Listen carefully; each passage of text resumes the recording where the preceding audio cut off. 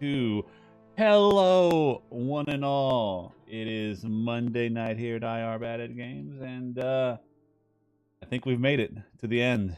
Eric, we are Sure seems like it. going to be finishing Chaos Child tonight.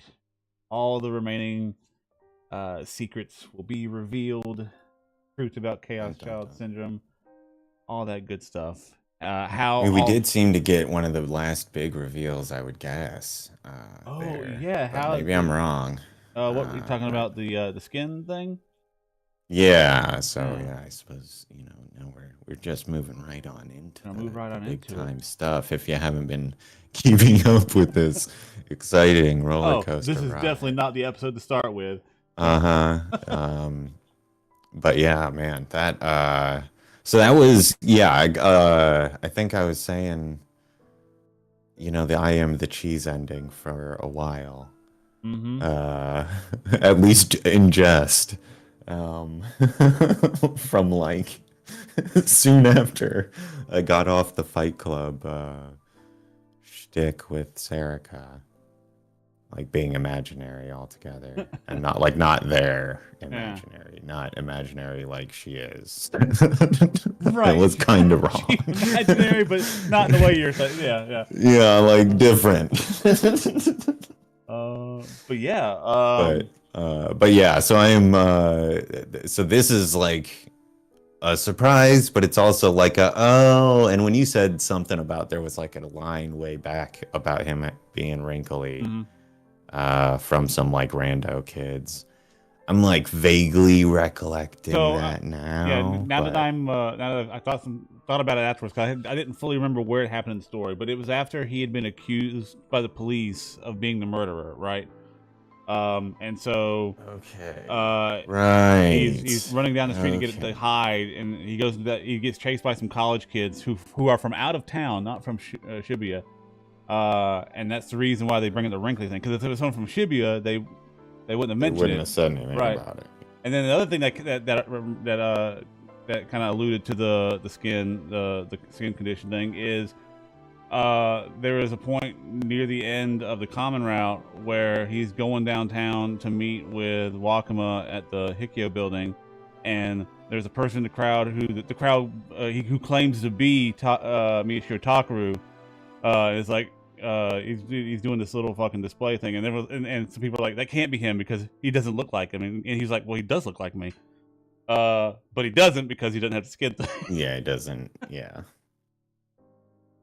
I didn't think about that at the time though, but yeah, that's another one. It's like, oh yeah, no, he really couldn't have been the guy because he doesn't. Yeah, it's like a visible affliction. That's funny.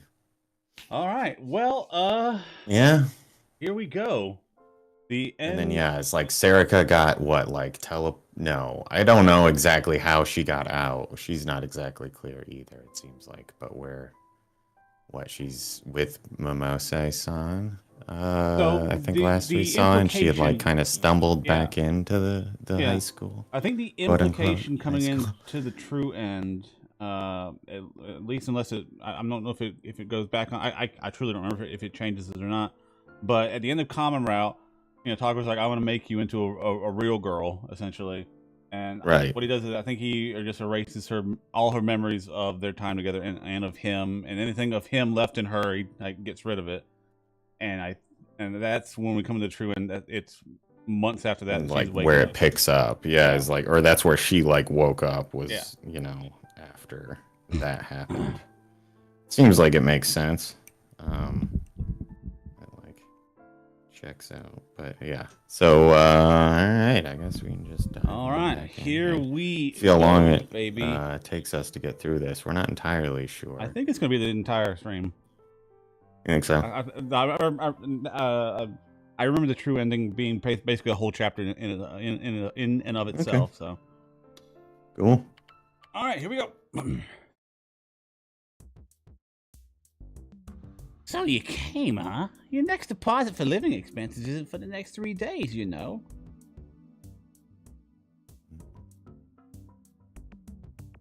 I was doing her inner monologue and you were doing her voice. That sounds right. I don't remember for sure. Momose-san, my guardian, doesn't scold me for breaking my promise. Instead, she sighs, sounding slightly exasperated.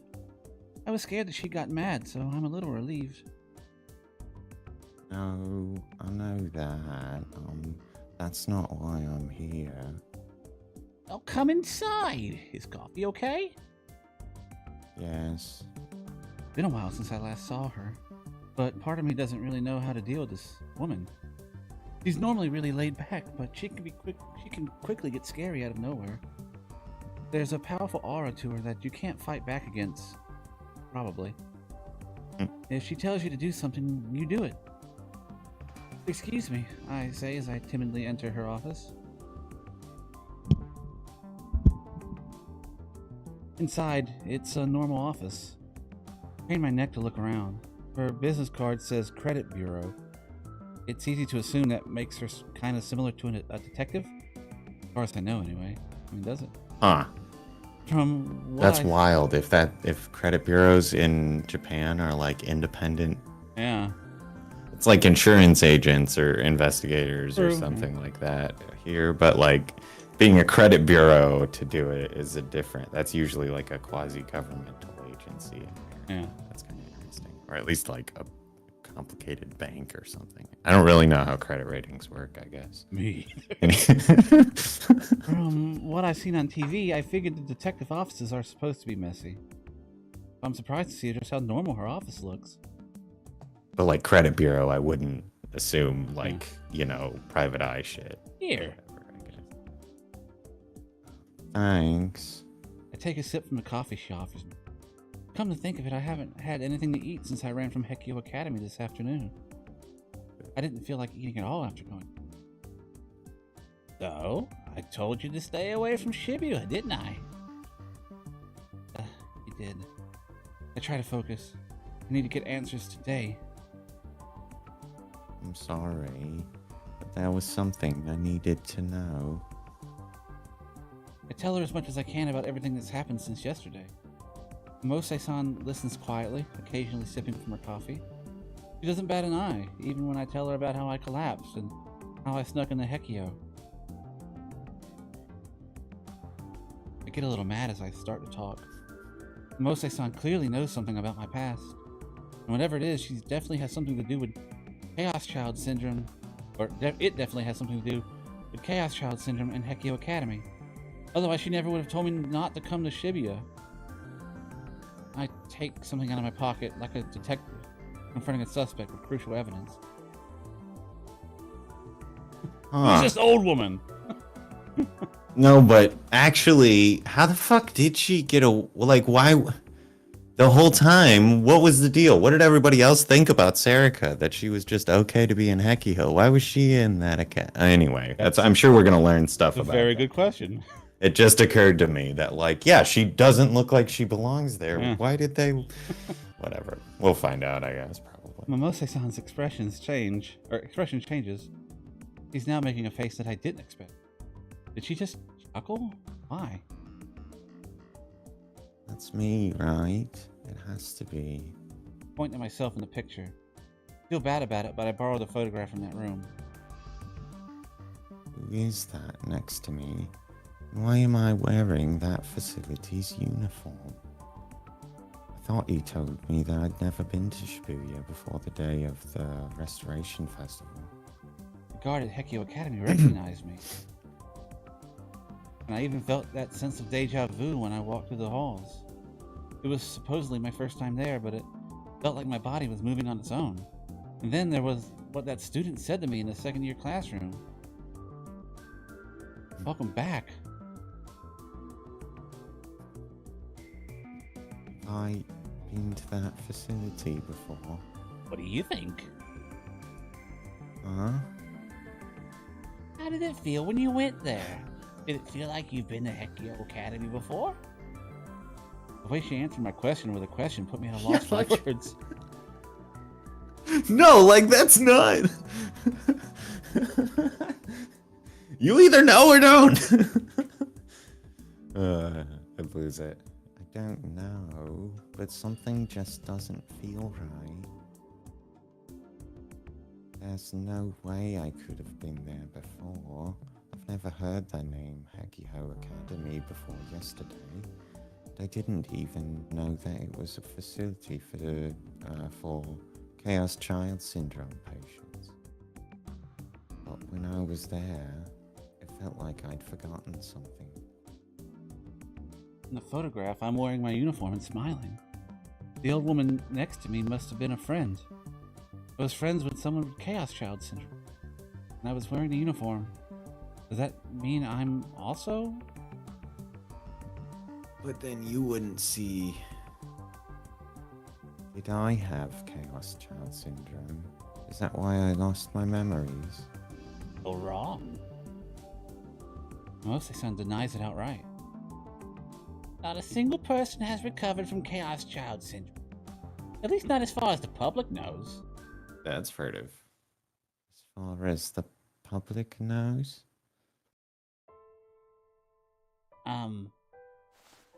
Mose-san gets out a pen and starts to write something down on the notepad. Before I give this to you, I want to make sure of something. You're sure you want answers, right? Testing me. But it should be obvious. Of course I want answers. My past, the memories I lost. Of course I want to know. Yes, I want to know more about my past. Of course you do. Who wouldn't? I do not like her. He hands me a piece of paper with a name and an address on it. Sorry, but I can't tell you anything myself.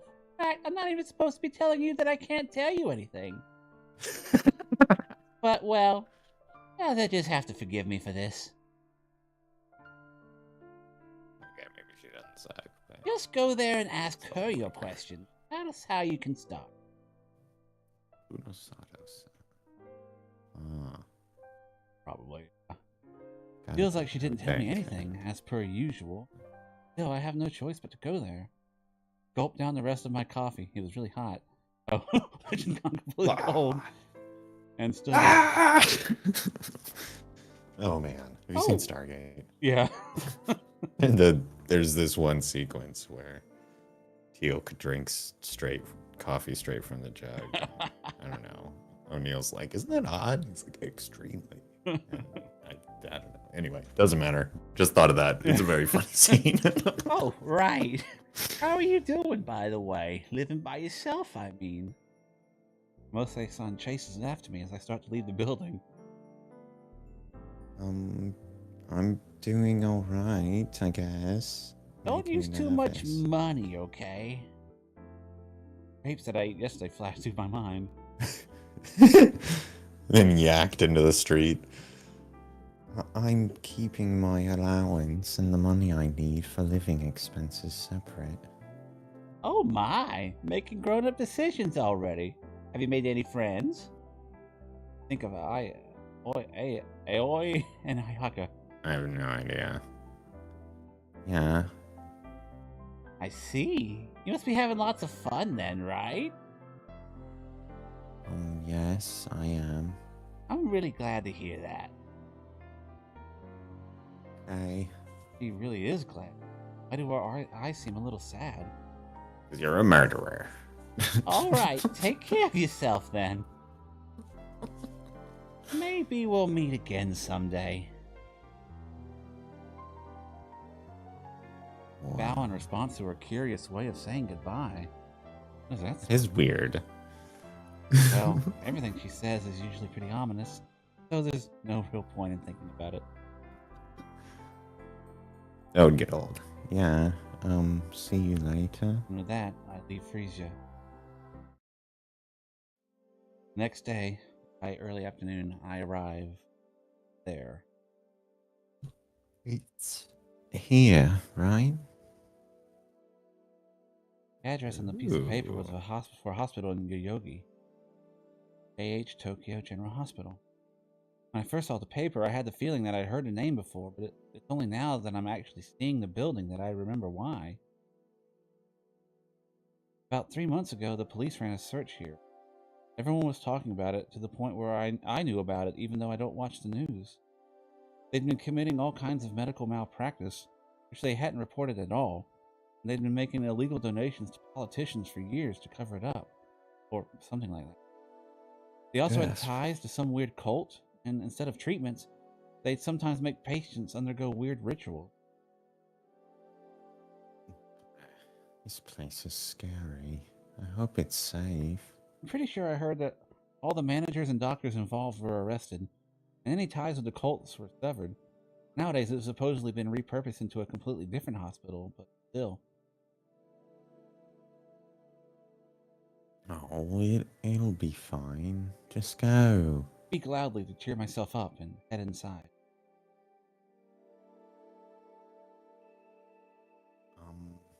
Most of the hospital must be closed for the weekend, as the lobby is nearly empty. But visiting hours haven't ended yet, and so no one stops me as I walk through the halls. Come to think of it, the paper she gave me only has a name, so I don't know if that name belongs to a doctor, a patient, or maybe a nurse.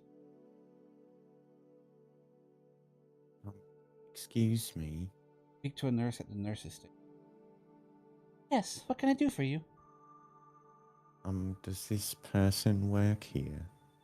Show her the name on the piece of paper. Nurse nods. I'm sorry, Oh, my name's Onoe. are you a friend of Kunisada-san's? Yeah. Well, oh, I know. Momose-san. Tell her Momose-san sent me, and she'll understand. Nurse nods again, then reaches for the phone on the desk. She speaks on the phone with someone for a moment. I apologize for the wait. She says she'll see you. Go to the psychiatric ward on the 5th floor. The psychiatric ward? Yes, it's normally off limits, so be aware of that. You'll see a doctor once you're out of the elevator. Press the intercom button on the side, and the nurse there will show you in. A door, not a door. Alright, thank you. I head for the elevator just like the nurse told me to. Oh, excuse me. Yes? Nurse glances around to see if anyone's listening. Leans towards me. She whispers in a volume that doesn't really fit what you normally see from a nurse. Is this your first time meeting Kunisada? Yes. Be careful. It can be a little difficult. Narrow my eyes a little. For some reason, the nurse wishes me good luck. Oh, good. That's funny. I head up to the 5th She floor and press sucks. the button to call the nurse, who then lets me into the psychiatric ward. After that, I'm told to go to the first door down the hall. Wait, am I going to a hospital room? I thought this Yep. woman was working for the hospital, but maybe. Maybe she's actually a patient? I mean, she did say, yeah, she works here. There's a plate for the patient's name in front of the room, but it doesn't say Kunisada. Completely blank. That's reassuring. A little scared, I knock on the door. It's open. A stern voice answers. Huh? I feel like I know that voice. What are you doing? If you're going to come inside, then come inside. Right, excuse me. Remember what the nurse told me not long ago? Oh, It right. does seem she sucks. difficult. Or rather, kind of scary. I fidget a little as I open the door. Oh, The reason why I thought I heard that voice before is because I've actually met her several times. She sometimes came to visit me with Momose-san when I was at the hospital after my accident. I didn't ask for her name at the time. Guess it's Kunisada-san. And Kunisada-san is sitting with her laptop, typing at an incredible speed. She's not even looking at me. Why did you come here? I'm sorry. You were told not to come to Shibuya. This isn't Shibuya, it's Yoyogi. Yoyogi. Huh. Then how did you know I was here? You went to Momose-san's place and found out from her, right? I mean, yeah. Now, You told her! Momose-san's company is located in Shibuya, which means you went there despite your directions. Listen up, I'm not a big fan of idiots who can't listen to warnings. Remember that. I know exactly what a nurse wished me good luck. I speak loudly to try to overtake the sound of fingers hitting keys. I came here because there's something I want to know. It's about my memories. He's deliberately hitting the keys hard to drown me out. This is why people get mechanical keyboards. Yeah. I'm not giving up. So they can angrily type to drown out their nearby coworkers. Yeah. Since she's refusing to look away from the screen, I put the photograph I brought right in front of her face. Found this in the newspaper club room at Hekio Academy. If you know something about it, please tell me. You went there. Yeah. Only after she turns to look at me that I realize what She's she's wearing the wearing same underneath goddamn her thing. white lab Yeah. coat. The Hekio Academy uniform. Same one that's in the picture. Hey. Hmm? Kunisada-san suddenly stands up and gets so close to my face that we almost kiss. Get panic. Intensifies. Do you know what place that is? Or what that place is? Yeah. What did you see? What did you do? I didn't do anything. Quickly step away from her. She's scary. I can almost hear the sound of my own heart racing. Are you also a student? I mean, a patient there? What? Because you're wearing that, I say as I point to her uniform. Tell me, did I go there before? Tell me anything you know, no matter how small. Anything that could give me a clue to my memories. I want to know, no matter what. Kunisada-san just continues staring at me, looking very annoyed. It's almost like You are she's fucking up. trying to feel out what's inside my heart. What did Momose-san say to you? Huh? I'm sure you asked her the same question. What did she say to you? That she couldn't tell me anything herself. Oh, and she also said that she probably couldn't even tell me that she couldn't tell me anything. I see. Just like her, sly old bat. Yeah, you said it. I find myself agreeing. Sly, that's the perfect word for her. You really want to know, huh? Hmm? About your past. Yes. Nod with determination. In response, Kunisada shrugs a little. Just so we're clear, I don't know anything about you. Huh? The first day I met you was the day you came to the hospital. Everything before that, I heard from Momose-san. That doesn't sound right. That's not true, That right? is- Like, as far as I'm aware, that's not true, yeah. yeah, okay. Like, that's just like a false state. Okay. Got it. I don't know anything about that photograph either, or why Okay. you're wearing that uniform. Definitely lying. But you're a patient there too, right? Look again at the uniform she's wearing. Definitely the same one as the one I'm wearing in the photo. No, patients at that facility are required to wear these uniforms. If I want to move around without arousing suspicion amongst the patients, I need this. In that case, what are you then? A doctor. I'm a scientist. I study the Chaos Child Syndrome. Scientist? Yeah. I figured the lab coat was kind of a gift. She then taps the laptop monitor with her fingers. It's filled with rows of tiny numbers and several images of what looks like human brains. Did I maybe have some special reason for being there like you did? If I'm wearing that uniform in the photo? No, if nothing else, I don't remember seeing you there. I can't imagine what that special reason would be. To be a scientist like I am. Her answer doesn't satisfy me.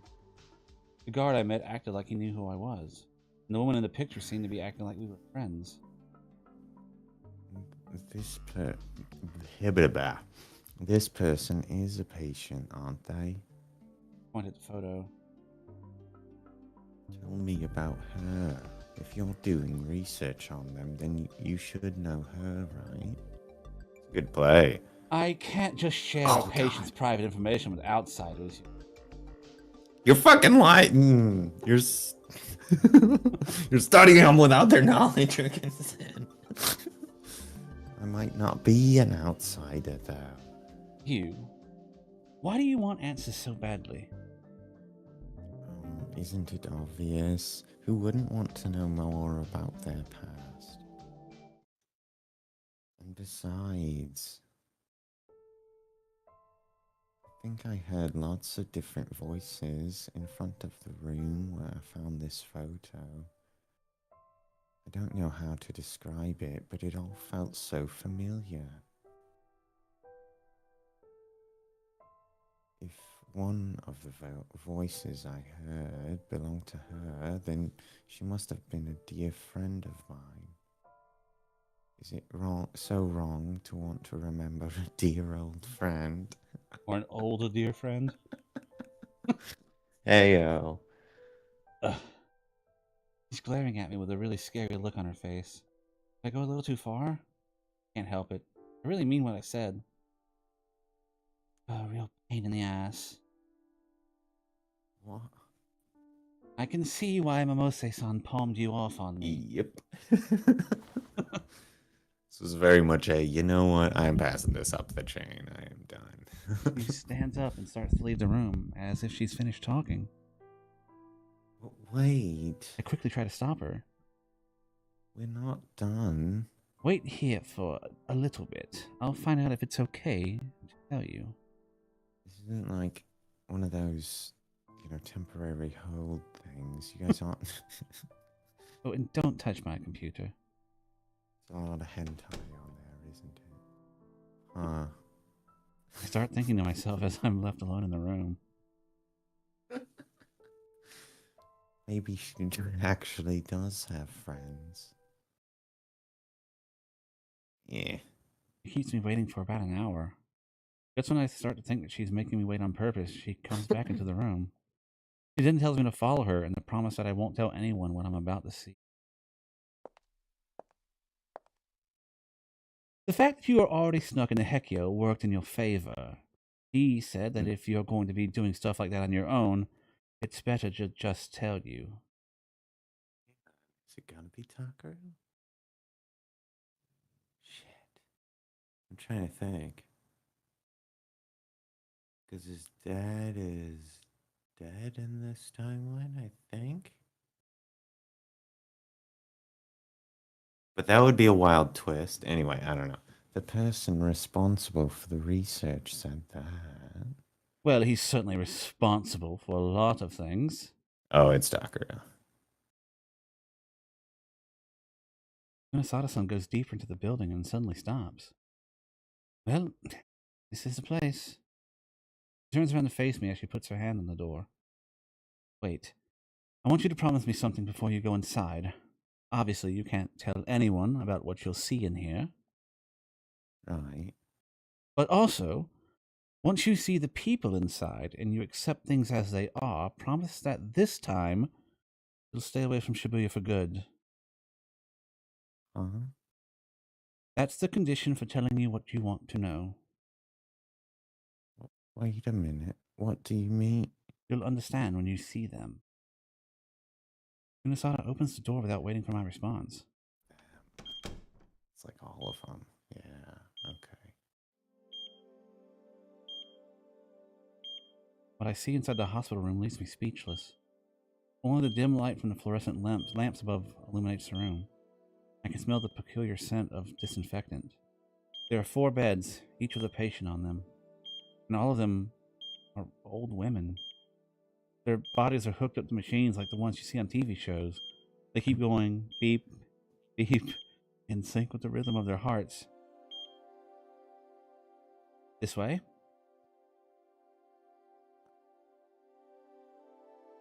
Kunisada calls to me from next to the bed furthest in the back. Chris, you're not dying this one then? I come up to her and suddenly I gasp. The girl who's sleeping right there is her. The one who I was smiling with in the photograph. Kurusu no, age 18, Chaos Child Syndrome patient. She's been in a coma for 3 months. She's my age, but she's been in a coma for 3 months? Unlike the other 3, she had a terrible laceration on her abdomen when she was brought here. What? She was hurt? Yes, she was in critical condition for a while, but we managed to save her.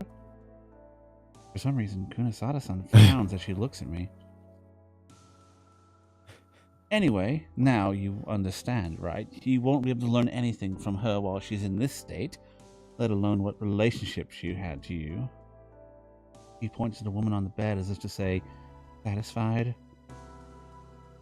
But this coma, was it caused by the syndrome? That's right. And the others? Look at the other beds. Each of them had a name written above their pillow. Armura Hine, Kazuki Hana, and Yamazoe Uki. Yeah, was all she said when I looked at them. They're going to get better, right? I don't know. The girl on the bed, Kurusu-san, is as still as a doll. Without the sound of the heart monitor, I doubt I will know that she's still alive. It really does feel like I know her. Maybe. What was our relationship like before the accident? Were we friends at Hekio? Why am I? It feels like I'm almost remembering something important here, but it escapes me yet again.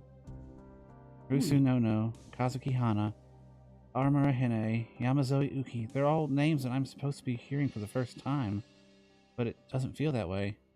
It's so frustrating not being able to remember. If they've all been in a coma for 3 months, that means it started around the same time as the Restoration Festival, right?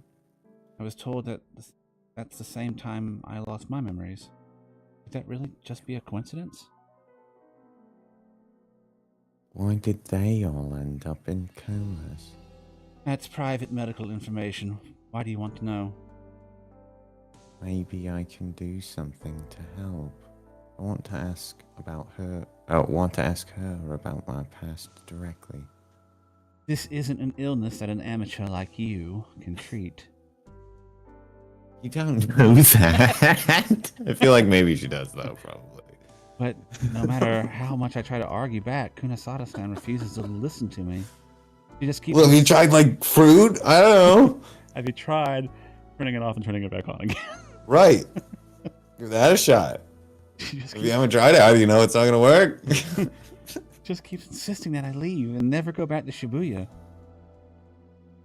Fine, then. Just go back to Hekio tomorrow. Excuse me? Kunisada-san raises her eyebrows at my words. I can't talk to Kurusu-san. My only lead left is Hekio Academy. The guard there acted like he knew me. Like hell you will. Kunisada-san angrily gets close to me. She is gonna get fucking... And I step back. Just try it. I'll have Mimose cut off your living expenses. It's all cut off, and I thought that was gonna end somewhere. Yeah. Glad. What? That would be bad. It No, would? I'm not giving up. Then I'll just get a part-time job. It'll be fine. Oh? You've got guts. But in this country, it's hard to get a real job without a guardian. And your guardian also happens to be Mimose-san. Shit. Okay, she got me with that one. If she won't let me get a job, then I can't survive. That's fucked. That's awful. Why are you so... Just listen to the warning you were given. At least give me an actual reason. Why does she want to keep it a secret so badly? I don't think that I'm asking for anything irrational. Hey-oh. You have no idea. Hey, Got nothing to do with your memories. Hekio Academy is in a delicate position right now. Kunasada-san runs an aggravated hand through her hair and shows me what's on the laptop she has. The screen shows a picture of a man. Uh-huh. I've seen him before too. But where have I seen him? I don't remember. Wakui Suichi. The patients believed he was just a normal teacher, but the truth was different. He was one of the people in charge of the facility and a scientist researching Chaos Child Syndrome. Immediately after the festival, he took... So the 300 shit was total crap. Oh my god. Immediately after Excellent. the festival, he took all the data we had on the syndrome and vanished. Theft of patient information is a serious problem. The whole school was in an uproar. But he was particularly nasty. He used his position as administrator to make the school his own private property. What? I can't tell you the details, but because of him, Hekio Academy is in a highly volatile state right now. That's why I'm telling you to stay away from it, no matter what. Imagine a school just like somebody's able to pull a fast one and like University of Iowa campus is mine now. Like, no, probably not. Hey, are you listening to me? Huh? Oh, yeah, totally. I can't take my eyes off the man in the picture. Let's see, principal investigator. He has administrator, class personnel, master access rights. Yeah. His specialty is frontal temporal lobe degeneration, bipolar disorder, and developmental disorder education. Health management, research for Chaos-Child syndrome, differentiation of Chaos-Child syndrome from mental disorders. And primary role was mental care and management of patients, negotiation with governmental organizations. Career not found. What else you have on her laptop? You got Fire Earth, Microsoft Excel, Windows Live. It's Windows. I like Windows. One file just simply reports 3. I like it. I'm folder upset. called confidential. I would probably not put it on the desktop. Interesting. Jesus. I can't take my eyes Chaos. off the man in the picture. What is this? I know him from somewhere.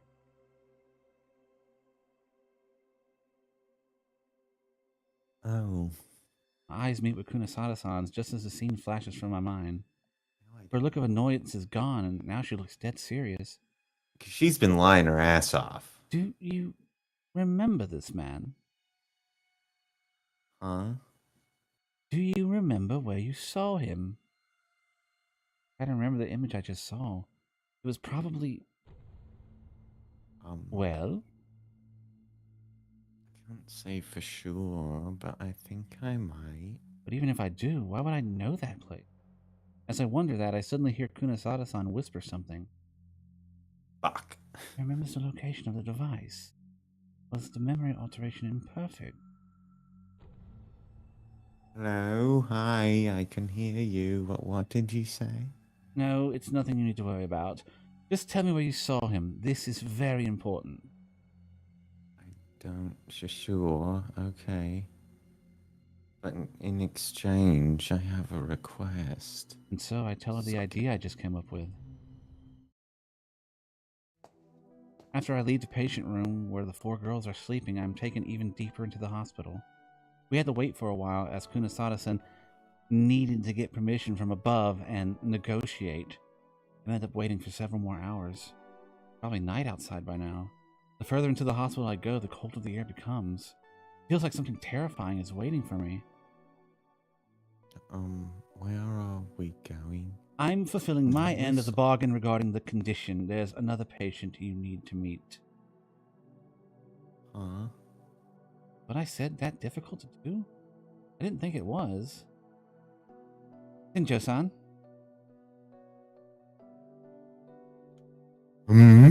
Oh, God. Kunasada-san takes me down a hallway to an area marked staff only, no entry. A man in a suit turns out to be waiting for us there. His eyes go wide with surprise when he sees me. What What are you thinking? You can't do this. I'll explain inside. Kunisada-san says that she brushes past him. On away? Yes. This is Detective Shinjo from the Shibuya Police. He's helping us with our research into Chaos Child Syndrome. Detective helping to study a disease. Why is he This looking kind of at me thing like common? I'm a murderer? I bow my head, still confused. Shinjo-san, how long until the gods change shift? You have some time, but he's going to be mad. I'm sure. Anyway, just come with us. This is important for you to hear as well. Kunisada-san goes further down the hallway. I follow. Feels like something scary is getting closer.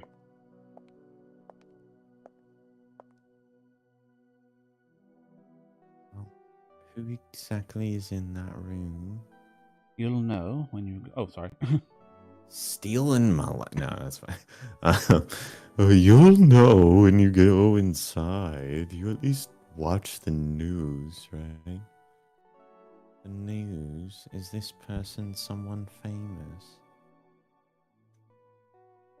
Yeah, I'm sure Kunisada-san told you this, but you need to keep everything you're about to see here an absolute secret.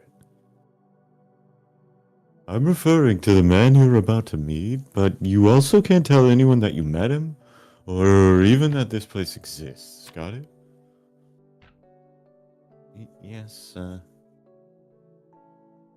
kind of famous person could he be if they need all this secrecy? Kanye. I don't think he's a murderer yet. Oh. The two of them stop in front of a certain door. There's a no visitors sign on the door, and the small window is barred. Only a faint light is coming from inside. What's with that auto button thing on the top? Detective then takes out something. It's a key. You see that? What? Am I crazy? What's that? The auto diamond. I hit square. My bad. It doesn't matter. I just like it was suddenly there, and it didn't seem like it was causing any harm. I was just confused. Sorry. Tension is clearly building between the two of them. It even starts to make me feel nervous too. Anyway. Yes. How much do you know about the return of the New Generation Madness? Return of New Generation Madness? I know about what you'd expect. I heard what they said about it on TV, I guess. It was a spree of serial killings in Shibuya, right? What do you know about the killer? He was a boy a year older than me. What was his name? Miyazawa? It's Miyashiro Takaru-kun. Oh yeah, that's what it was. Back when I borrowed Ayaka's phone to look up Chaos Child Syndrome, I saw his name a few times on news sites and blogs. At first I wondered why he was showing up in my search results, but when I read them, I found out it was because he had Chaos Child Syndrome too. By the time Ayaka and Aoi told me not to look, it was too late. I already seen photos of the crime scenes. They were awful. Safe search isn't big there, I guess. Just remembering them makes me feel nothing but sheer anger and hatred towards him. I can't believe that someone only a year older than me could do something like that. Maybe he just wanted Or attention. perhaps someone exactly your age. Maybe that's why he did something so cruel. And they even said that one of the victims was his own little sister. I can't believe that. Do you know what happened to Miyashiro after the incidents concluded? Oh, sorry. Huh?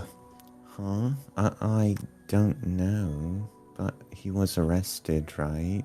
Isn't he going to be put on trial or something? For some reason, Kunisada-san glances at the door. So does Shinjo-san. Suddenly I feel a chill. Almost like Wow. cold ice is being pressed against the back of my neck. Did I lose you, Kyle, or is it my Huh? internet? Everything looks good on my end. Oh, it was mine. I Oh. think it was mine. Sorry, you caught back. I heard you catch back up a second there later. There, sorry about that. No way. It can't be. He the one that's inside that room? No one has ever recovered from Chaos Child Syndrome, at least as far as the public knows. Dun dun dun. Miyashiro suffered from Chaos Child Syndrome when he committed the murders, but after he was arrested, we learned that he was recovering. As of now, he's currently the only person to recover from the disease. So he's been given special permission to be quarantined here to help us find a cure. Obviously, the public doesn't know anything about this, Unasada-san had. Despite how cold it is in here, I start to sweat. Killer himself is working with Kunasada-san? And the police are in on it too? Wild. Why do I have to meet someone like that? No way. Just the thought terrifies me. I don't want to meet him. Of course I don't want to. Who knows what he'll do to me? Don't worry, he won't do anything. I'm sure of it. Kunasada-san doesn't listen to a word I say. Henderson then uses the key and the door slowly opens.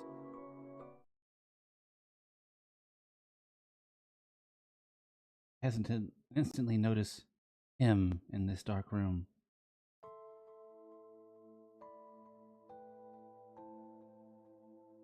He is sitting on the bed, looking right at me. He isn't tied up or anything, not even handcuffed. I take a small step back. He is very thin and wasting away, like a dead tree branch. Hard to believe that someone like this was able to commit those horrible murders. Did he only just recover from Chaos Child Syndrome? His face doesn't look like an 18-year-old boy's, but his bony limbs and neck still does look like an 18-year-old boy, but his bony neck and limbs still look like they belong to an 18-year or an old man. This is Miyashiro Takaru. Real killer behind the return of Generation Madness? In fact, it isn't. Ninja-san, Kunasada-san, it wasn't a deal. I find myself hiding behind Kunasada-san's back while he speaks. The kind of killer who could do something like that has to be a very scary man. My hands start shaking as I hold on to Kunasada-san's white lab coat. What do you think you're doing, bringing someone who has nothing to do with this here? Solid. I tell from his voice that he's angry. I shrink back to try and hide from him. The situation's changed. This is Onoe Serika. She knows about Hekio Academy. She also says that she remembers being alone with Wakui in a certain place. Huh? Huh? Both Miyashiro and Shinjo-san gasp in surprise. He then stands up from the bed and walks over to me. I get scared and cling to Kunasada-san even tighter. No, can't be. True. It was probably in the facility that disappeared from the basement of this building. And the thing that Shinjo-san can't find, no matter how hard he looks, is probably there too. Onoe Serika remembers where it is. Is that true?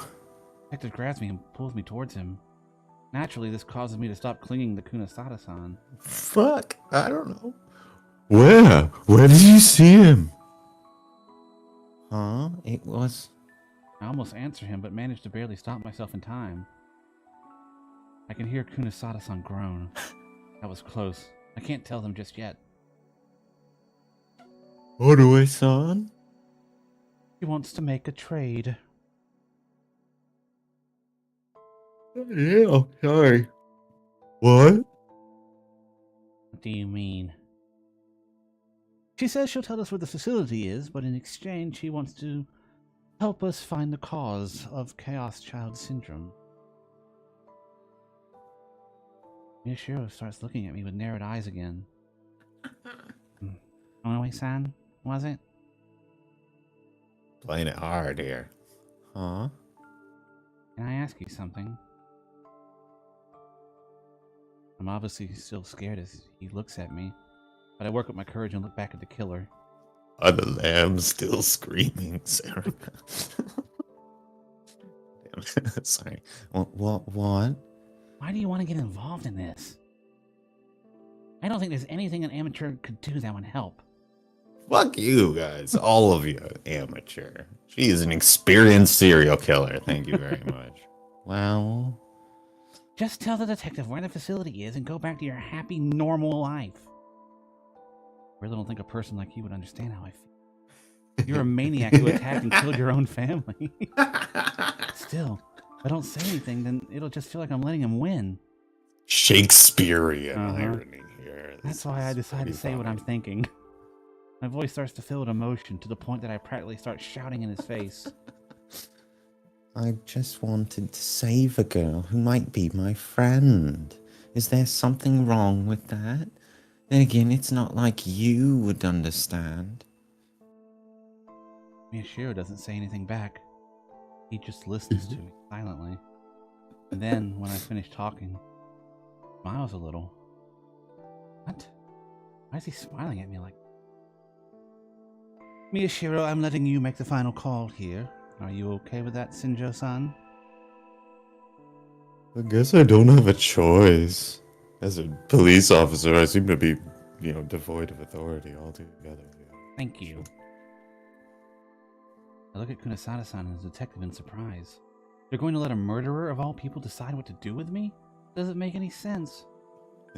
Just remember, the fact of the matter is that without Onoe's information, we are not going to make any more progress. If we can find that facility, we can complete the image. Kunisada-san, Shinjo-san, can you leave me alone with her for just a little while? Huh? That suggestion shocked me even more. Oh, no way! Who knows what he'll do to... Do what you want. Just for a little while, okay? Well, wait a second. I don't want this. Grab Kunisada-san's white lab coat, but she just knocks my hand away. Dude, I'd be so pissed. Yeah. And then the detective, of all people, is the first one to leave the room. All Unacceptable. Is irresponsible. Don't worry, you'll be fine. And then he shuts the door. He even locks I want badge numbers. I'm trapped in here.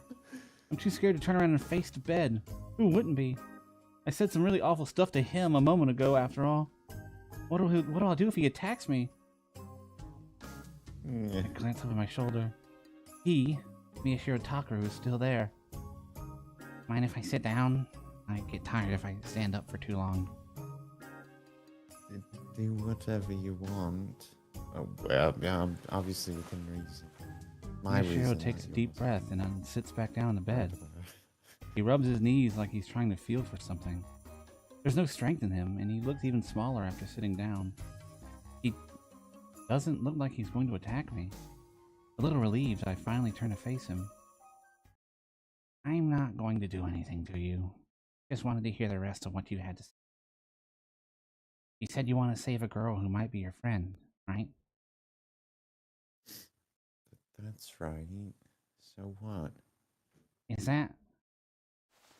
Miyashiro suddenly stops rubbing his knees, and then he looks directly at me. Is that really what you wish to do right now? For some reason, when he asks me that question, I find that I can't even speak for... I feel something boiling up deep within my heart. But then I answer him clearly. That's right. That's what I want to do. Is that all? Yeah, that's all. For some reason, Miyashiro smiles again. I still don't understand what that smile means. I see.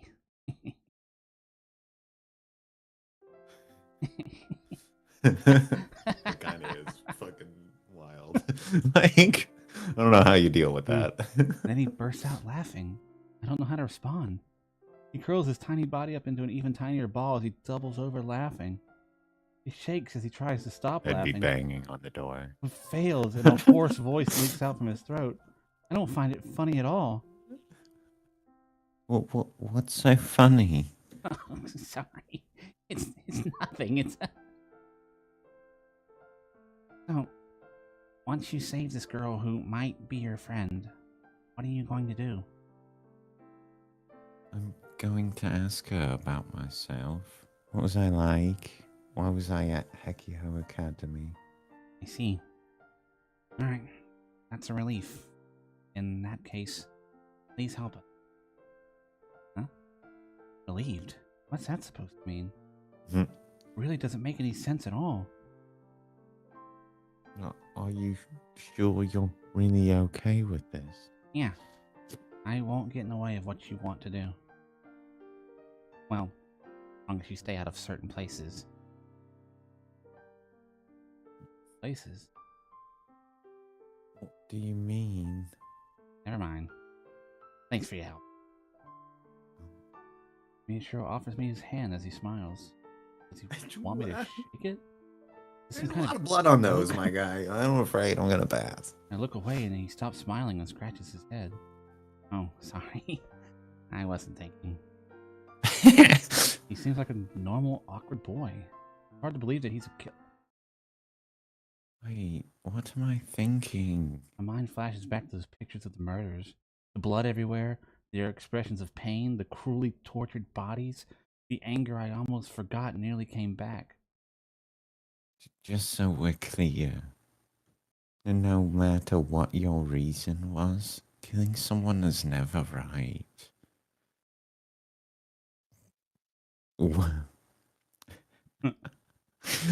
What you did is the worst thing a person can do.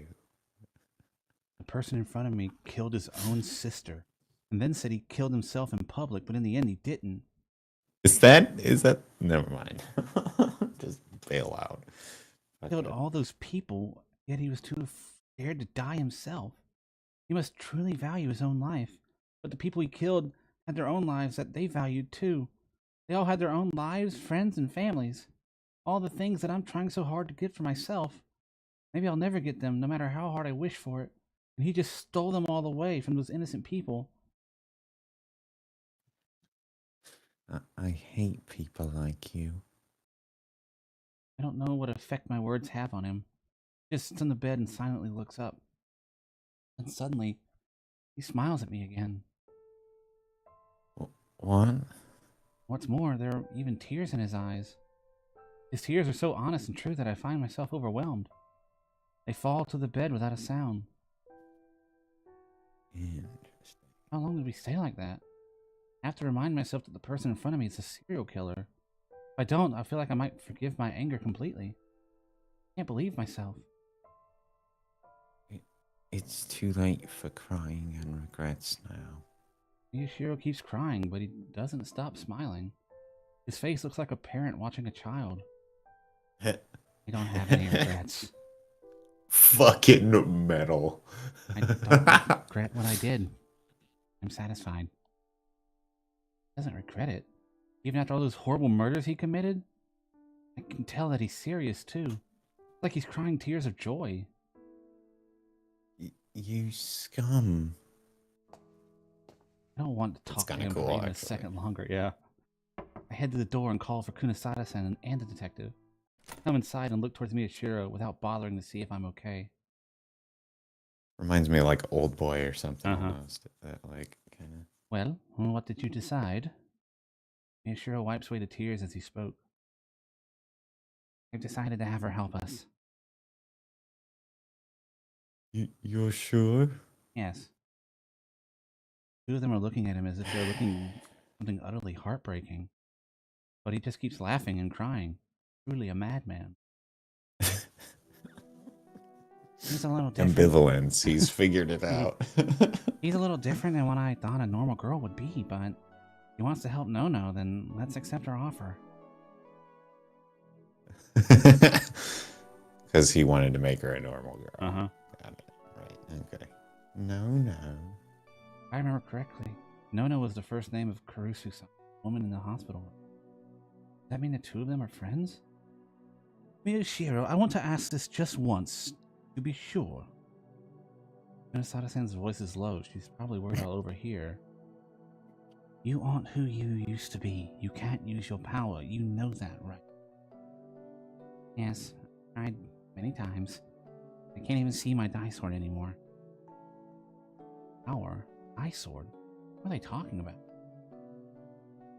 If things go south, you won't be able to rely on your power. You're willing to go through with this anyway? Yes, for Nono and the other sakes.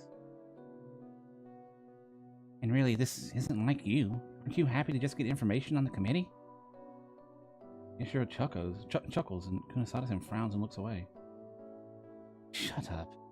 I've never seen someone throw away their power and come back. I'm not sure how to respond to you. Absolutely sure? She asks. Yashiro. I'm fine. I don't need that power anymore. Still looking away from him. Alright, whispers. Dr. Shindo-san's mouth goes wide, open in shock when he sees that. What? Is there something on my face? No, I've just never seen you so obviously troubled like that. Sure would be nice if you were like that more often. Oh yeah, that's a great idea. Think you'd be up for it, Kunosada-san? Would you two stop? I think it's a good idea too. That nurse said you were difficult. That sounds like something Nonoe would say.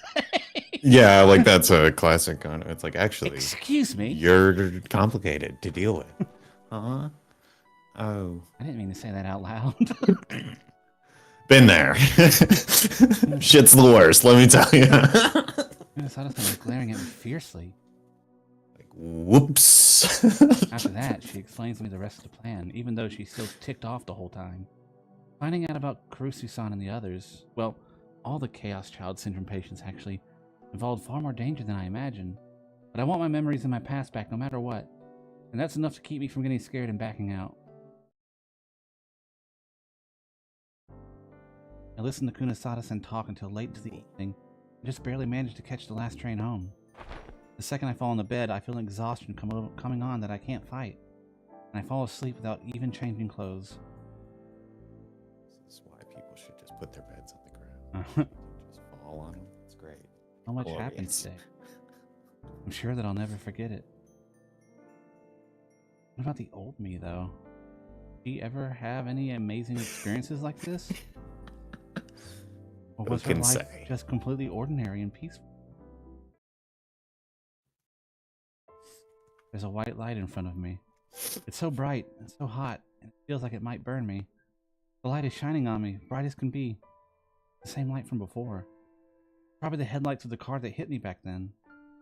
This is part of my memories from the accident. Too bright for me to see the car. All I can see is the light shining on. Feels like back when it happened, I yelled something really important. And I was crying as I did it, but I can't remember what it was. So frustrating to have fragments of memories, but not the whole thing. The headlights in my dream go brighter and brighter, and eventually everything turns completely white. That's when I wake up. Put my hand to my cheek. Wet. I've been crying. I rub my red eyes as hard as I can and stand up. Maybe I can finally say goodbye to these dreams today. I look at the clock, only to realize it's only been 3 hours since I went to sleep. Stayed awake until dawn, thinking and doing research. Maybe this is just who I am, and I never knew. Before I went to sleep, I put together everything I'd researched and started thinking from there. I thought about it all. Like on this shit. I found what questions I still had and researched those things specifically. For some strange reason, when I was working, I didn't feel sleepy at all. Maybe I should get a job at Momose-san's company someday. Or maybe that the old me was a fan of detective-like stuff. Nobody's ever told me anything like that, though. Today is Sunday. A normal girl might be getting ready to go shopping with her friends. But I'm different. I'm not some wrong-sider. Just like Kunosada-san told me. Not like the other girls. 2 days ago. Now Alright. Let's go. Still a little early, but I quickly get ready and leave. Chaos Child Syndrome is a treatable illness. It's not dangerous and it's not communicable. Harassment of patients is a violation of the human rights and is forbidden by law. Let us strive for an equal society free from discrimination. Look up at the board, and it's still displaying the message from yesterday. I stand a little ways from the station entrance and watch the people go by. I then quickly find the group I'm looking for. Aren't they going shopping? There's a group of Chaos Child Syndrome patients walking through the crowd. They're all old women. No, young girls. They're crossing the street all while laughing, talking, and wearing the same exact clothes that younger people wear. I have no idea what their real ages are, but from the way they talk, it's possible they might be middle school girls, which means they might be part of Hekio Academy's middle school.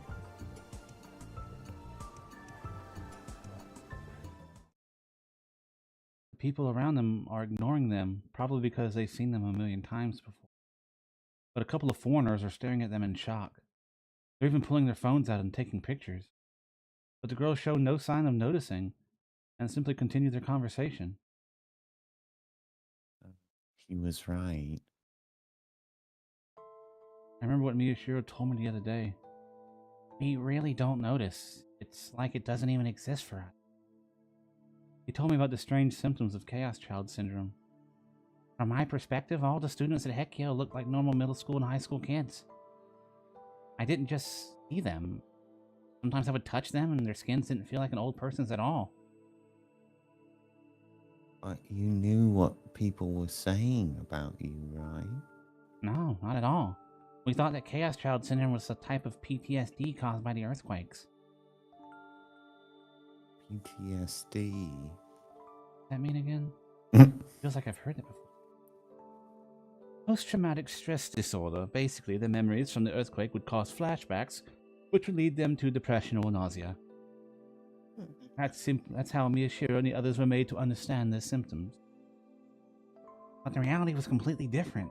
Even though we'd seen and heard countless images, videos, and audio clips about the syndrome, couldn't have been more wrong. I couldn't have been more wrong, and I was trying to be right the whole time.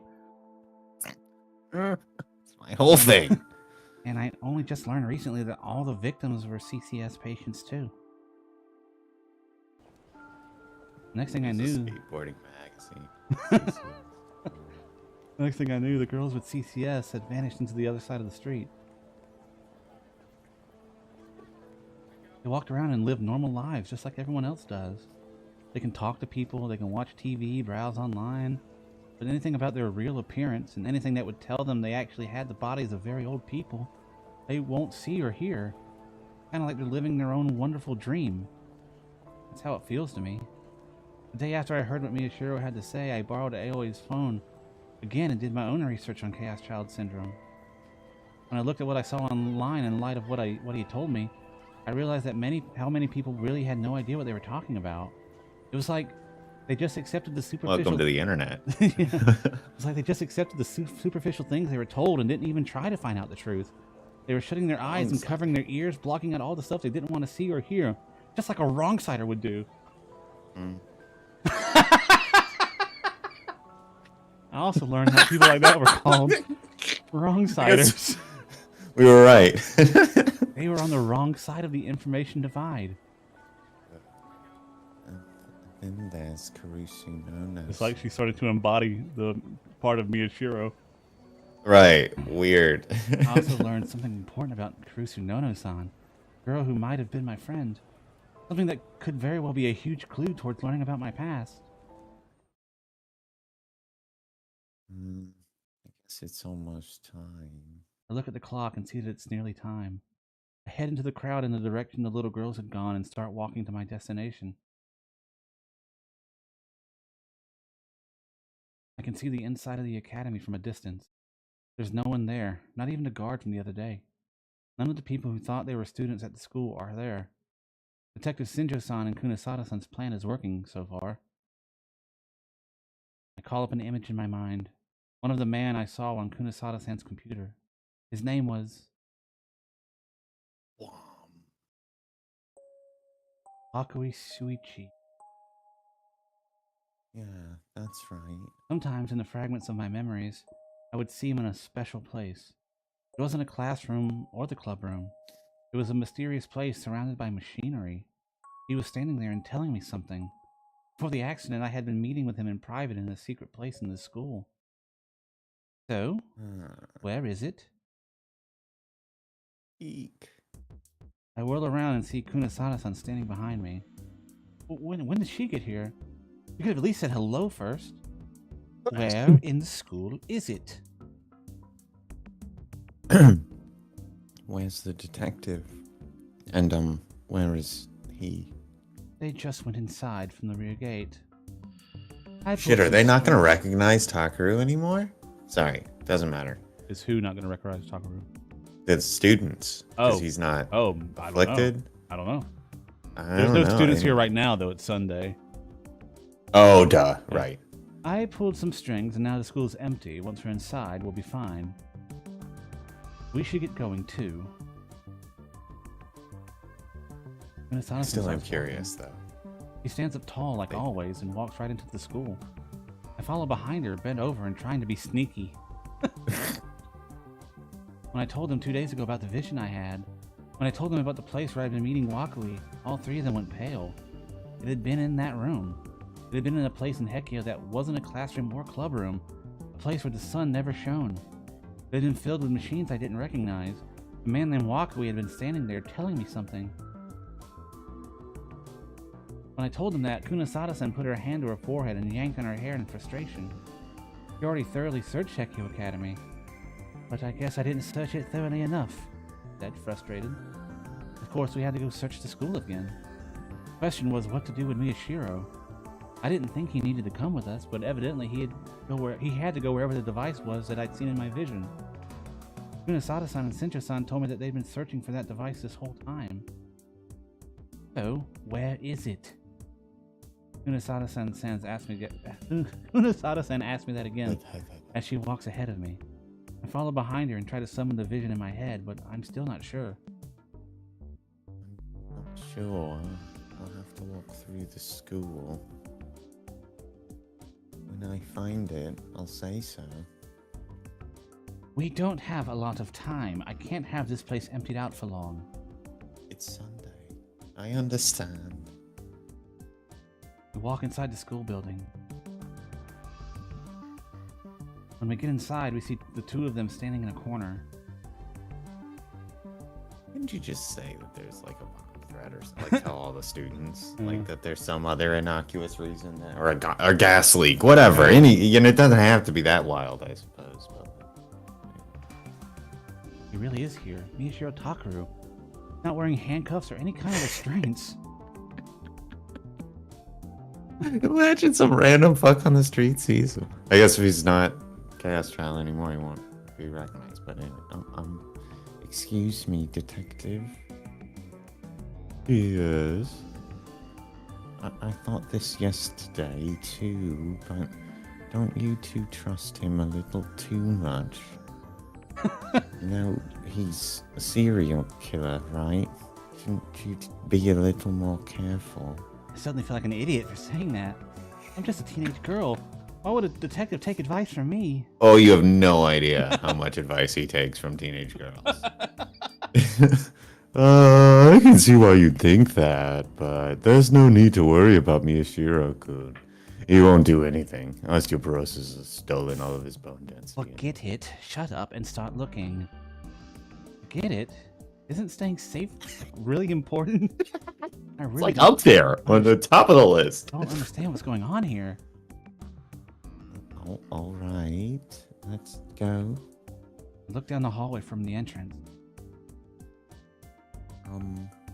I remember the vision again. It was a very dark spot. It's somewhere in the building that doesn't get any light. Maybe it's underground. I start walking, relying on my hazy memories. I'll start by checking all the hallways. Something might ring a bell. It's a school. The others follow after me, staring intently at their surroundings. I keep paying close attention too to see if I remember anything. Right. I turn back to face Kunisada-san as I walk. Wait, so you're like walking backward? There's something I wanted to ask about Karusu Nono-san. Is that really what you should be focusing on right now? I mean, He's glaring at me he's glaring at me incredibly fiercely, but it's something that I have to know. I won't back down. Karusu-san was injured, right? In the chest? Yeah, that's right. The detective answers me instead of Kunisada-san. I glance at Miyashiro before I speak again. Sure. I read online that it happened because she got caught up in the murders. Is that true?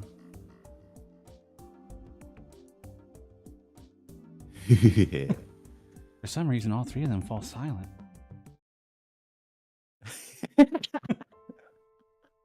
Miyashiro is the one responsible for the so-called return of the new generation madness. In the end, he didn't kill himself like he said he would. Apparently, he chickened out and surrendered instead. There were a lot of different rumors circulating about why he said he was going to publicly kill himself. The most popular ones was that it was because he had failed to recreate the new generation madness. The original New Gen Madness 6 years ago was composed of 7 murders, but this time there were only 6. There was supposed to be another one on November 4th, but he failed, and it was Karusu Nono-san who was supposed to be the target. She was Miyashiro's stepsister. It didn't make the news, but on November 4th, Karusu-san was attacked by someone and then fell into a coma. She was found in time to save her life, but she was still asleep, something I saw for myself in that hospital room. And of course, the one who was thought to have attacked her was...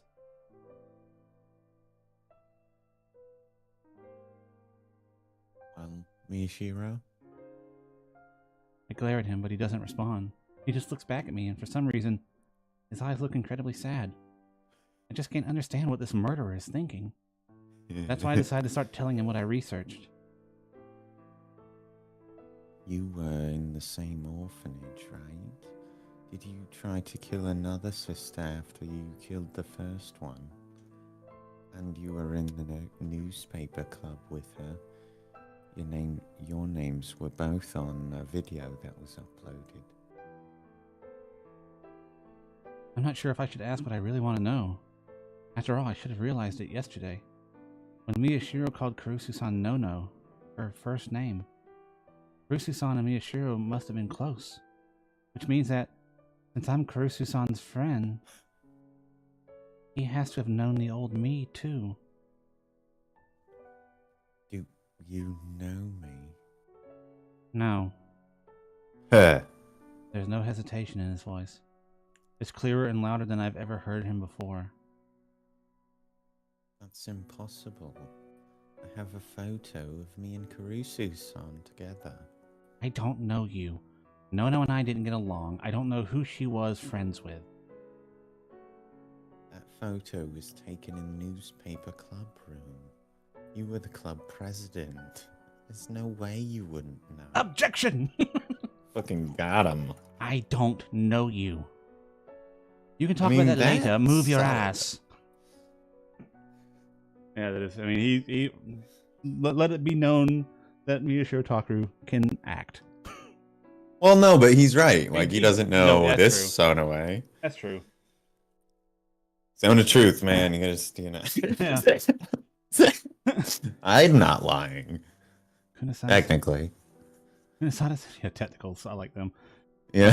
Kunisada suddenly pushes me hard from behind. It's like she's trying to cut me off for Miyashiro's sake. Both Miyashiro and the detective start walking faster, too. It's almost like they decided in advance that this is how they would respond to that question. I'm sure they did. Yeah. What's going on? Doesn't make any sense. It really does feel like Momose-san and Kunisada-san are hiding something about my past. It's like they think I'm a murderer or something. And then there's the way Detective Senjo-san acted when he first saw me. And more than anything, the way that Miyashiro cried when he first saw me. I hear myself grinding my teeth. Fall my hands into my fists. This is so unbelievably frustrating. I have all these huge hints, all of which seem really, really important. And I know that everyone is trying to hide something from me. But I just can't remember what that something is. Not that way. Miyashiro suddenly speaks up in a sharp tone. We all stop. The sign tells us that the annex is up ahead. This is where I found the newspaper club room before. What is it?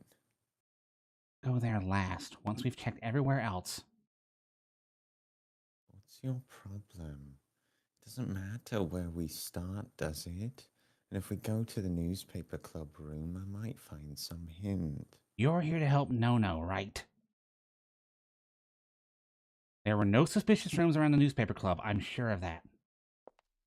Miyashiro turns around without waiting for my answer.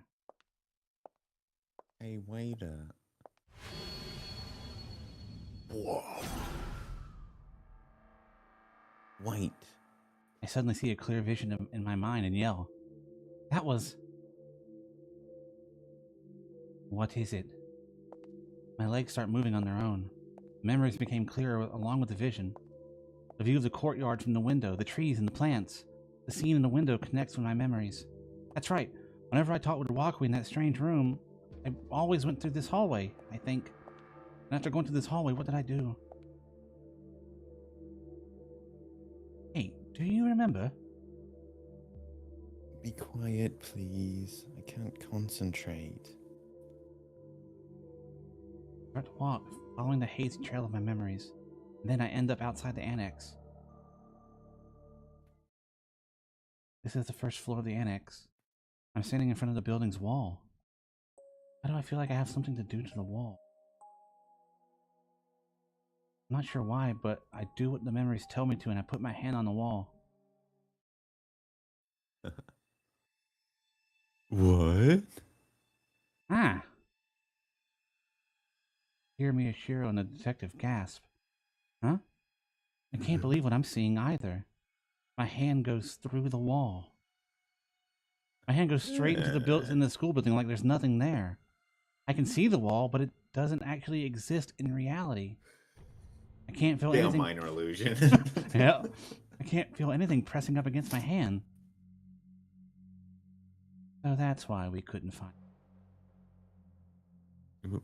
What is this? My mind is shocked and confused, but my body remembers this feeling. I push forward and deeper into the wall. The next thing I know, I'm inside the wall up to my shoulders without any resistance. It looks like something out of a cartoon. Mhm. Suddenly, I come back to my senses and leap back. I fall backward on my butt. When I look up, the wall is still in front of me. It's hard to believe that my hand just went through it. What's going on? It was my own memories that brought me here, but I'm still stunned. Just like I thought. He used a delusion synchro to hide it. No wonder I couldn't find it.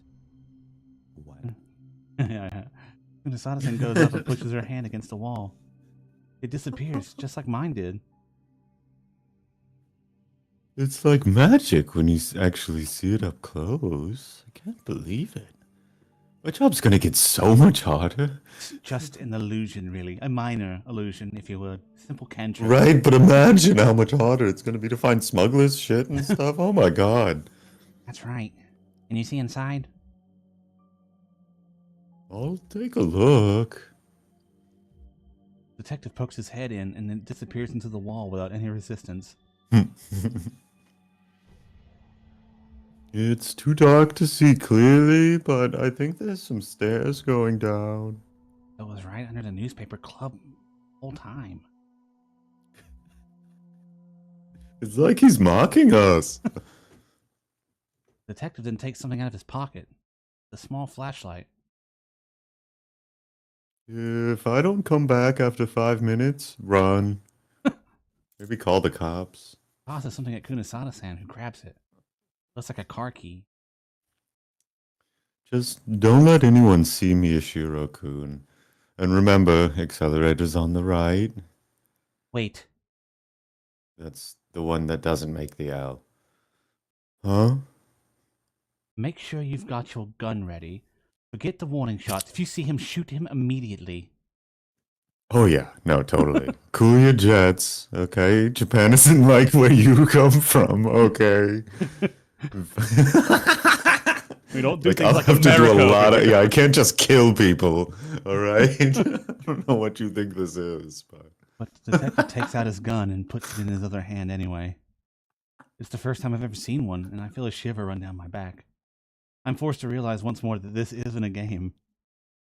Ooh, Be careful. yeah. Detective puts his hand up against the wall without any hesitation, and then he heads inside. Miyashiro, you watch that side. Right. The two of them ignore my shock as they stand back to back and watch the surroundings. They don't seem surprised by this at all. In fact, this almost seems like a normal, everyday occurrence for them. I force Pretty myself to chill, calm probably, down, Chris. stand up, and then wipe the mud off my clothes. I have goosebumps. Can someone please explain what just happened? What is this? Neither of them look to me. They just continue to keep watch. That's a no. What are you trying to do? We need the data in Wakui's lab to get a clue for how to cure Chaos Child Syndrome. I thought I told you that. I know that. You told me that 2 days ago. No, I meant. Can't find the words. Too much just happened and I don't know where to even ask. With nothing else His to do. magic reel! Right? With nothing else to do, I just decided to stand guard as well. Should I be watching out for dragons? Like what? Where are we? What's happening? No, that was Kazuki's. That was the whole thing with Kazuki. I hate this. Just sitting here and letting time pass feels awful. I thought it had definitely been 5 minutes by now, but it's been less than one. As I keep looking at the time. You're safe. Yeah. Yeah, got it. Minasada-san hangs up and turns towards me. It's clear. Let's go. Then, as soon as the words are out of her mouth, she vanishes into the wall. What am I supposed to do? I don't even know what's going on. I'm terrified. This is as far as you have to go. Hurry and leave the school grounds. Well, no. Huh? Miyashiro turns his back to me. I'll find a cure for Nono and the others, I promise. Thanks for bringing us here. Wait. This is it. Goodbye. Miyashiro smiles and disappears beyond the wall. After hearing his words, my chest starts to hurt, almost like someone is squeezing it. Huh? What's happening to me? I can't run away. I just continue to stand in front of the wall, feeling like I've lost something important. I know this feeling from somewhere, but I don't know where. I've definitely forgotten something important. What the hell is this feeling? Couldn't stop this feeling. Ah, damn it all. Slap my hands against my cheeks as hard as I can. The old me would have gone through this wall, I know that for sure. So there's nothing to be afraid of. It's much more important than I remember. That I remember. Eek. I put my hand up against the wall one more time to make sure that nothing's there, and then I plunge inside. Go down the long, narrow staircase, holding my hand against the wall. It's dim, but not completely dark.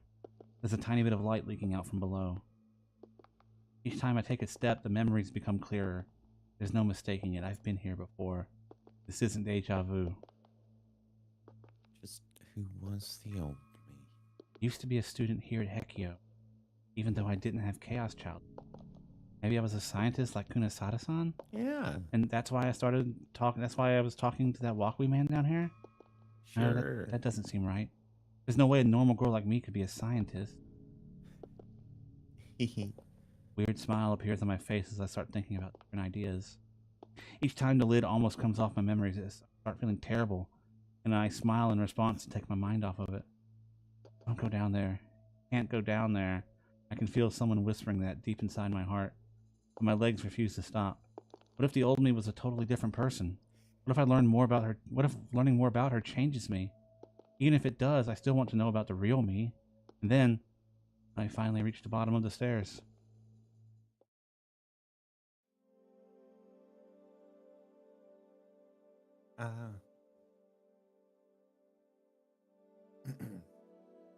Ooh.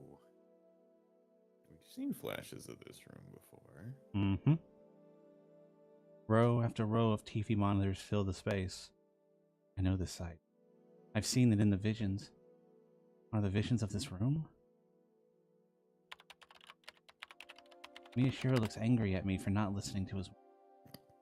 But he doesn't say anything. Well... Shut up, you're distracting me. Unisada-san sits in front of the computer and begins typing at an incredible speed. He seems to be doing a detailed check of the data on it. Okay. This should be possible. We've got the data we need. Really? Unisada-san actually smiles for once. Let's hurry and get started. Right. Shinjo-san, you go upstairs and watch. If something happens, let me know immediately. Right, and just make sure you get a backup of that data. Who do you think you're talking to? Shinjo-san smiles back and runs up the stairs.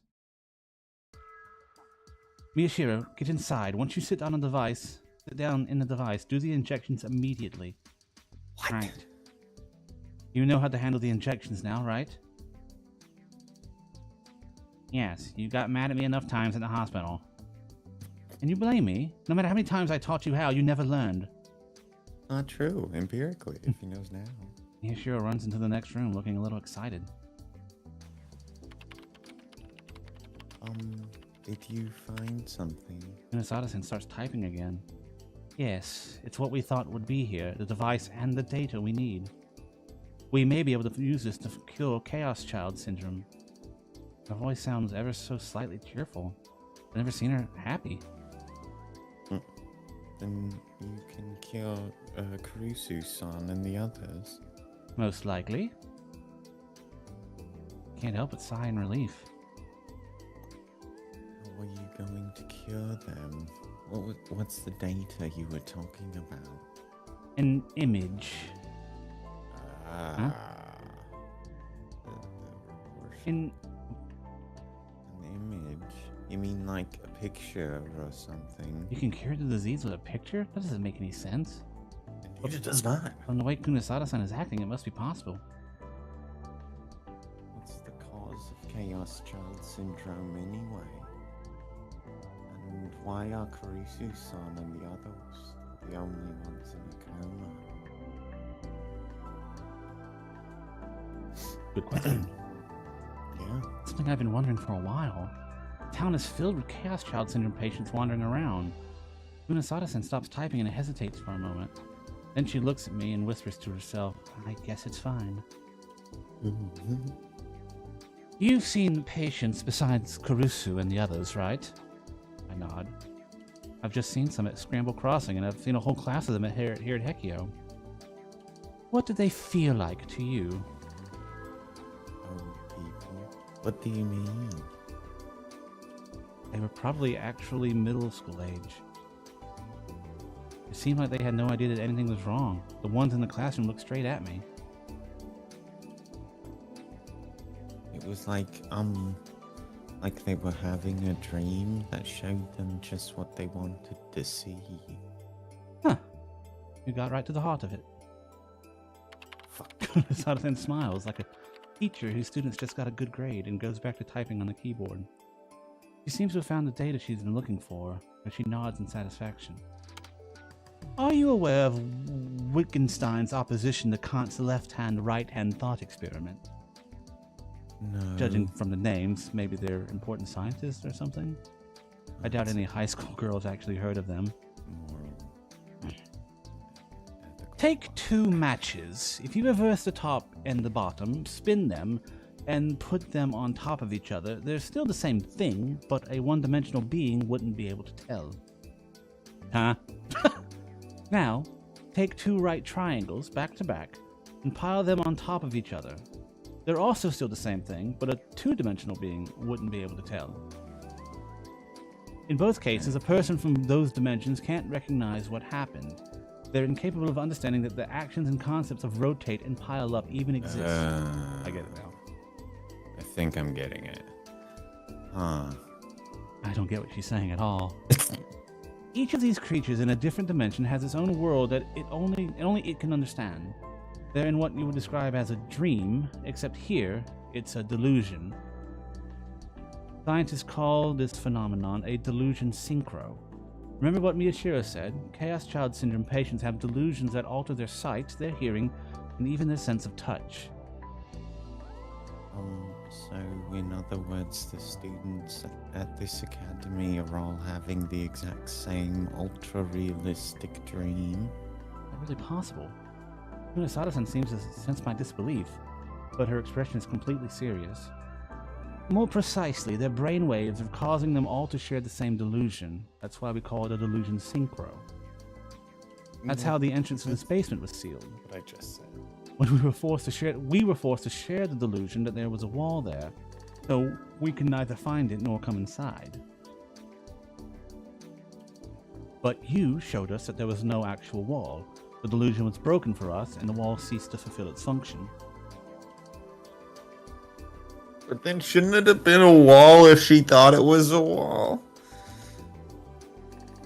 I still don't really understand, but I decided to pretend. Well, she did think it was a wall. She just thought for some reason it was weird because of her memories, and so she put her hand up on it. But it would still actually be a wall for her if the delusions become real when they're real booted. Well, I don't know if it was real booted. I just think it was like a shared delusional. Isn't that the same? I guess maybe if that's not the same thing. It's not the same as real booted. I don't think. Real booted is what happened with Serica. Yeah, but like it's whenever anybody uses their powers and it affects the outside world, right? You know what? So like, I mean, in my head, them not noticing each other as old people is like real booting, maybe in a sense, or at least I would consider that. I'll just quote a great and wise philosopher who says, "I still don't really understand, but I decide to pretend I do." Nice, solid. Serica, wise beyond her years. And in the same way, someone appeared... All 6 of them or whatever it is, I guess. Yeah. And in the same way, someone appeared who was capable of escaping the delusion shared by all Chaos Child Syndrome patients and destroying it. That person was Miyashiro. Correct. He recovered from the syndrome, and in doing so, the cycle of the delusion that was shared by all of Shibuya collapsed. So, some of the patients ceased to be able to synchronize their delusions with the others. That's why they're in a coma. To continue the example, imagine the whole school as mimes, pretending to be trapped in an invisible box. Miyashiro walked right to the invisible walls of the box and shattered the illusion. Or maybe you can think of them as people as people in a movie, and Miyashiro screamed, "Cut!" I remember my hand going through the wall. It was like a bad dream or a really stupid prank. Thanks to Miyashiro, Kurusu and the others were released from their delusions, but they weren't able to handle the differences between delusion and reality and fell into comas. In fact, everyone in the coma was someone who was close to Miyashiro. I remember the people in the hospital room. There was Kurusu-san and Arimura-san and Kazuki-san and Yamazoe-san, right? Of course, the coma itself is dangerous, but it's evidence that their brain is trapped between reality and delusion and fighting to escape the syndrome. Is it really? It's a necessary process. Evidence of that? Okay, fine, whatever. So we want to strip. Feels like it's evidence of a coma, but what do I know? So we want to strip that same delusion from the others as well. Kunisada-san grins wickedly. If we do, maybe they'll come back to reality, just like Miyashiro did. Miyashiro, did you inject the meds I gave you? Yes. Kunisada-san starts talking into some kind of microphone, and I can hear Miyashiro's voice from the speaker next to it. I'm going to start recording old brainwaves. Got it? Yes, go ahead. Sounds kind of out of it. What's he doing in the next room? Getting fucked up. How did Miyashiro recover from the syndrome? I'm not sure. If you want to know, ask Conviction. him. Oh, I guess that's a perfect topic for discussion. You need to get him thinking about it. Can you go up next to him and talk to him? I gave him a tranquilizer to make it easier to get the data, but I can't have him falling asleep. If Shinjo-san was here, I'd ask him, but you're all I've got now. The drug will run out soon, so you won't have long to do it. Kunisada-san sees my hesitation and motions for me to get going. I have no choice but to head to the next room. Sorry. I heard what she muttered, but I don't answer. I can tell she wasn't talking to me. That truth serum about to get him to start talking. Uh-huh. The second I come inside, I'm convinced. This is the room, there's no doubt about it. Dun, dun, dun. This is where I talked to Wakui in the visions. A cold white room. A hospital room? Or maybe an operating room? There's a device in the middle of the room, like something you'd seen in a science fiction movie. I imagine it, yep. Miyashiro is lying back on a seat in the middle of the device. It looks like it's got something. Looks like it got ripped straight out of a spaceship cockpit. He isn't asleep, but the drugs make him look really tired. What? Nothing. I tell him I've come to keep him from falling asleep, then I pull up a chair and sit down. What's that machine? What does it do? Kunisada-san didn't tell you? Think about what you just said. Like, listen to the words as they come out of you. I didn't really understand what she said. All I got was that she was going to take Miyashiro's brainwaves and that she'd use them to do something about CCS. Well, she can be hard to understand. She either uses wrong-siders for her own purposes or just leaves him behind. I'm sorry, are you calling me a wrong side? I'm only a wrong-sider because I can't remember things. And you guys won't tell me what those things are, even though I know they're really, really important. Miyashiro looks at me in surprise. Huh. You know the word wrong-sider. Of course I do. Don't make fun of me. Well, I did only learn it a little while ago. Classic. Internet hipster shit. Uh-huh. Suddenly the machine starts giving off a low groan and I almost jump. Oh, don't worry. That's just the sound of the brain scan starting. Miyashiro looks up at the ring spinning around his head as he talks. I've gotten rid of my metal. They're using the scan to take my brainwaves and create an image with them. You know, Sada-san said that too. What does that mean? Can't have him falling asleep, so I prod him for an answer. Well, supposedly, the difference between me and the other patients lies in our brainwave patterns. That's the only reason I was able to come back. There's a special image that makes Chaos Child Syndrome patients sick when they see it. It seems that we're exceptionally sensitive to visual information. Well, even a normal person relies on vision for over 80% of the information they collect. That gave Kunisada-san and I the hint we needed. We believe we can create an image that, if they see it, will cause all the other patients to generate the same brainwave patterns that I do. We could use that image to alter all the brainwaves and pull them back into reality. Voice is getting softer. I need to keep him talking about something. It doesn't matter what. Quick. Something personal. Is that really possible? What kind of image is it? Yes, it's possible. All the data and software we need is right here. That's why we've been searching so hard for this place. I think each person will see it differently, but it will be a symmetrical image. What it turns out to be, we'll have to wait and find out, I guess. Huh. You've got these, special brain waves. How did you get the syndrome in the first place? Doesn't make sense. I didn't at Fair first. question, I developed them only after I contracted the syndrome. But how come? Well, all the Chaos Child Syndrome patients saw something nightmarish during the Shibuya earthquake, and they didn't want to believe what they saw. They refused to believe it was real.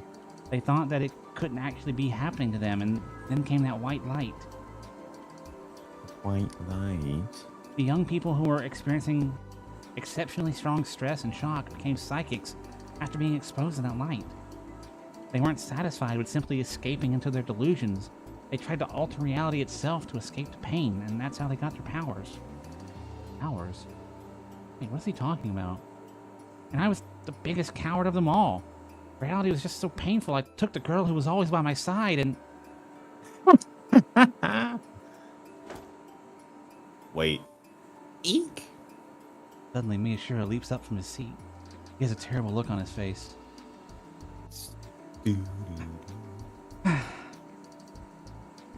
What's wrong? He seems to be astonished at what he almost said.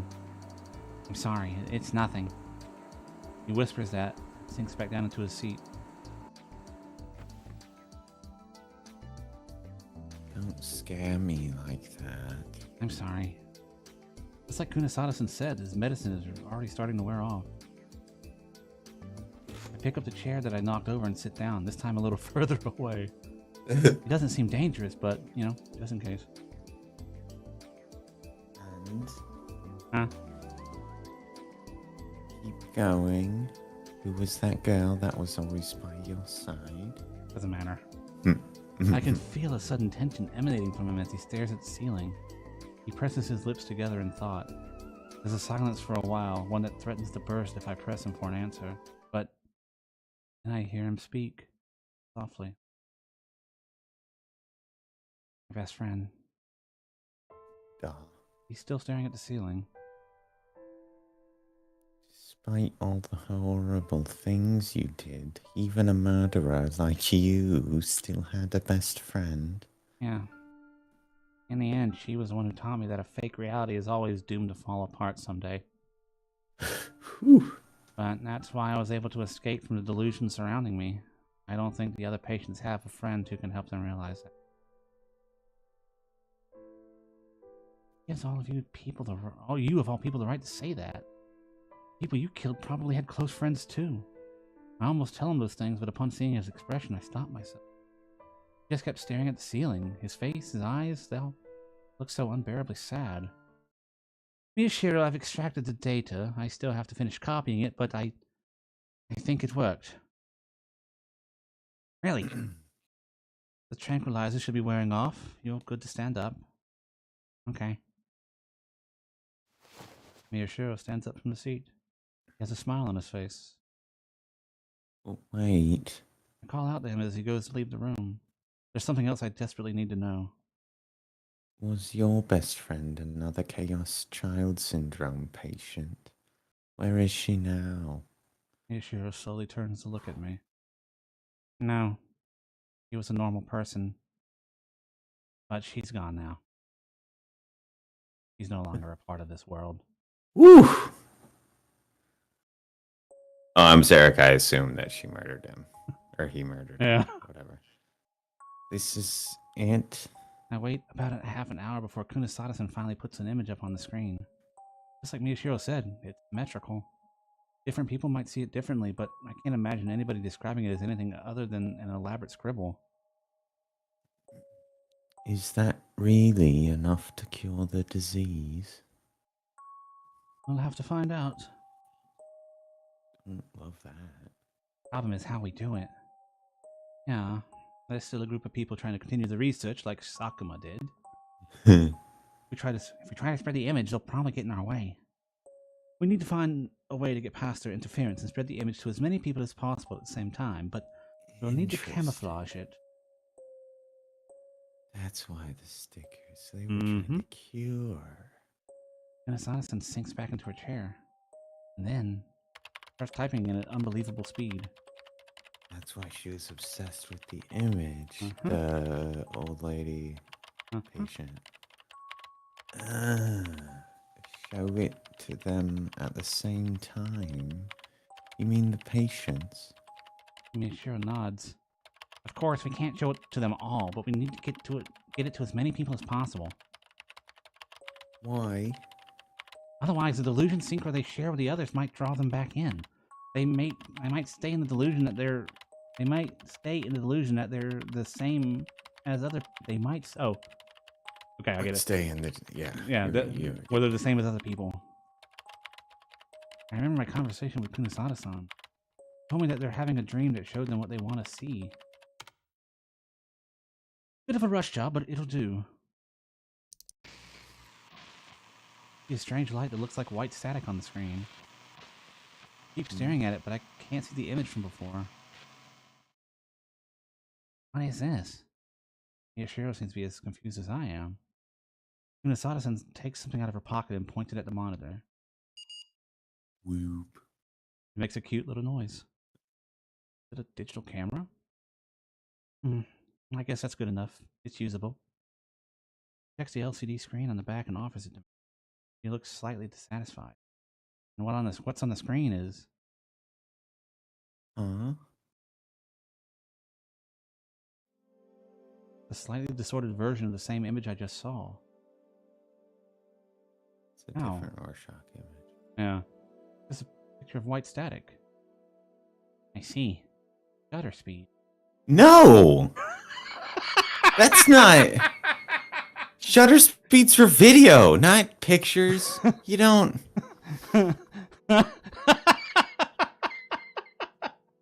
I mean, you can affect shutter speed with cameras, but it doesn't interact with... That's... Whatever. That's right. That's not how that mixed the works. Image into the static for only a few frames. If you set the shutter speed to 1 second, that's how it looks. This is how Doesn't even make sense. Even if the eye can't see it, their minds will still process it. It might work better than I thought, honestly. Oh, so she's saying like exposure time of a think. second? Yeah. Then I guess that makes sense. That's right. Even if some patients missed a video, we can mix it in with another. Kunisada-san, you can do video editing too, can't you? Did you forget what kind of a website I run? But that's still not a still image. Miyashiro That's a smiles. video. That is to say, good Video. point. Sorry. What's this video? His confession. Like a long exposure. It's really not a video. Anyway, whatever. Huh? Confession? We'll announce the time and upload some evidence to make it look like it's real, and then we'll broadcast the confession online. We'll mix the static before, Ooh. during, and after the broadcast. That's pretty slick. Everyone at Hekio is sure to watch it, the same with anybody at another facility or whose guardians are keeping them at home. Kunisada-san looks at him mischievously. It's a new message from the famous criminal. Most people will rush to watch it. Pretty sly. That's actually. right. Miyashiro smiles back. Oh, so that's it. Finally realize. Is that what you're after? Huh? You're helping Kunisada-san to get your new message out into the world? I mean, kinda.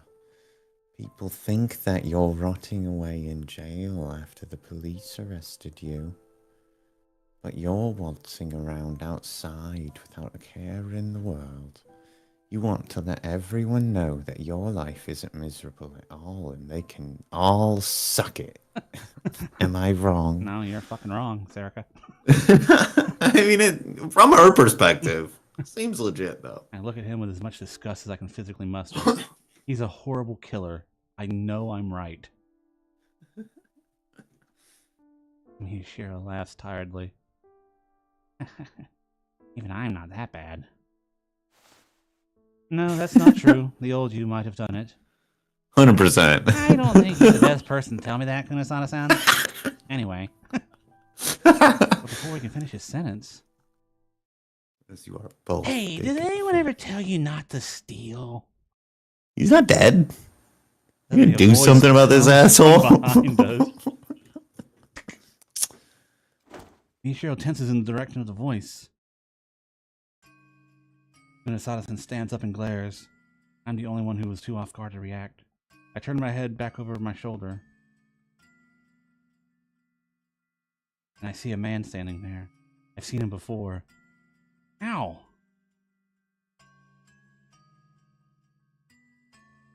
Yes, I don't.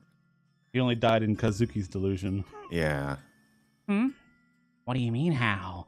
I'm a teacher at Hekio Academy. Of course I'm here. Oh, you don't want to do that, Kunisada-kun. Didn't he own this bitch? Like the whole fucking thing? Kunisada-san freezes her hand in her pocket. No sense in talking to the guy upstairs. There's no getting in or out.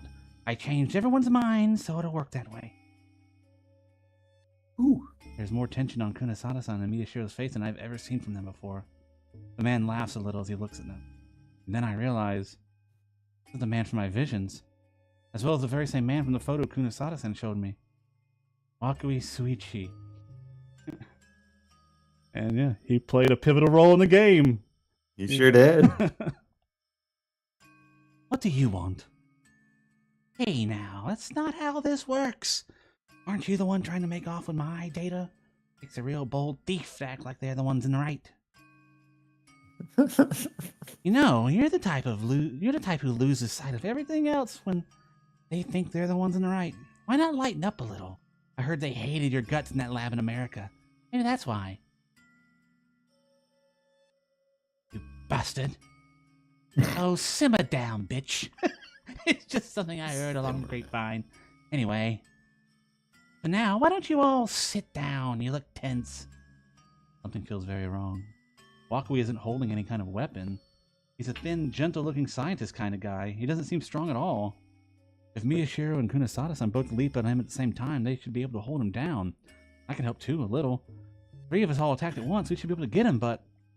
The 2 of them are keeping their distance and acting cautious, like he's holding a gun or something. I'm not here to kill you. Don't go tense. You, especially, Miyashiro-kun. I'm the advisor of the newspaper club. I'd like to think we got along well. Wakui laughs as he talks. For some reason, he sounds like a con artist. Let's sit down, Onoe-san. Good reason. When Wakui hears that, he smiles for some reason. A nasty smile, like he's enjoying himself. Onoe-san, huh? Ooh. Oh, damn it. Sorry. What? Do you know me? Stop. Just do as he says, please. Please. Fine. I sit down in a nearby chair. Kunisada-san sits too. She seems like she's trying to hold back her anger even more than usual. Wakui smiles in surprise as he looks at the monitor Kunisada-san has been working at. I see. So you're gonna make their brainwaves match Miyashiro-kun's, huh? Yeah, you've done some good work here. Such a shame, Kunisada-kun. You sure you don't want to come back to the committee? Back? Shut up. Just barely stops herself from getting out of her chair. I've never been a part of the committee. You stole my research data and used it for your experiments. Her voice is shaking. Seems absolutely livid. That's strange. I'm told you were quite enthusiastic at first. You said it was very good data. And besides, who cares how many brain-damaged children die if it's for the good of science? I figured you would have been overjoyed from all the new data you received. I told you to shut up. She finally shoots up, her eyes wide with rage. But the next moment...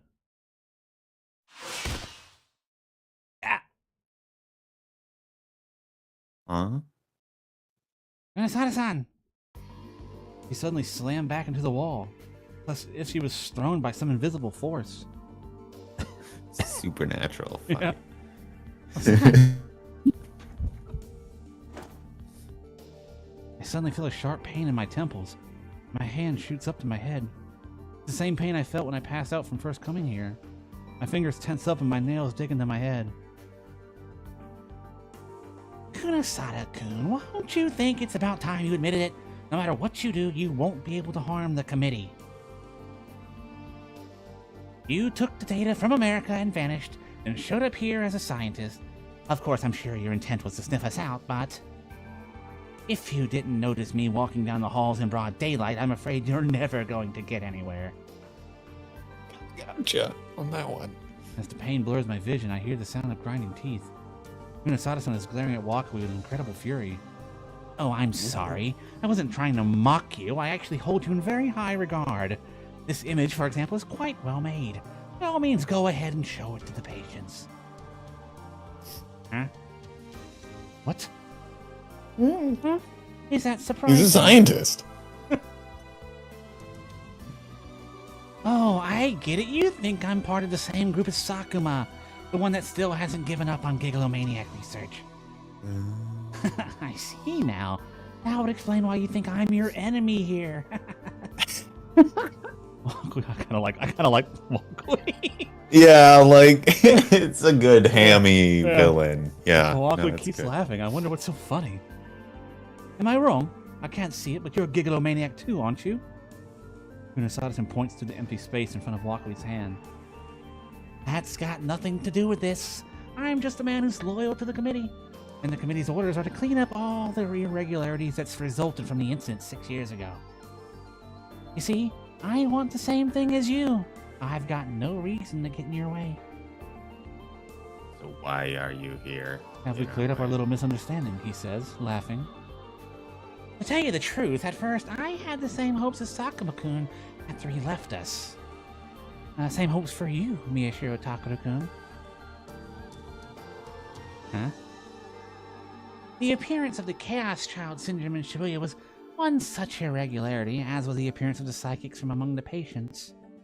But when what appeared to be a real Gigalomaniac appeared from among the failures, I was astonished. So I kept watching you, independently of Sakuma-kun.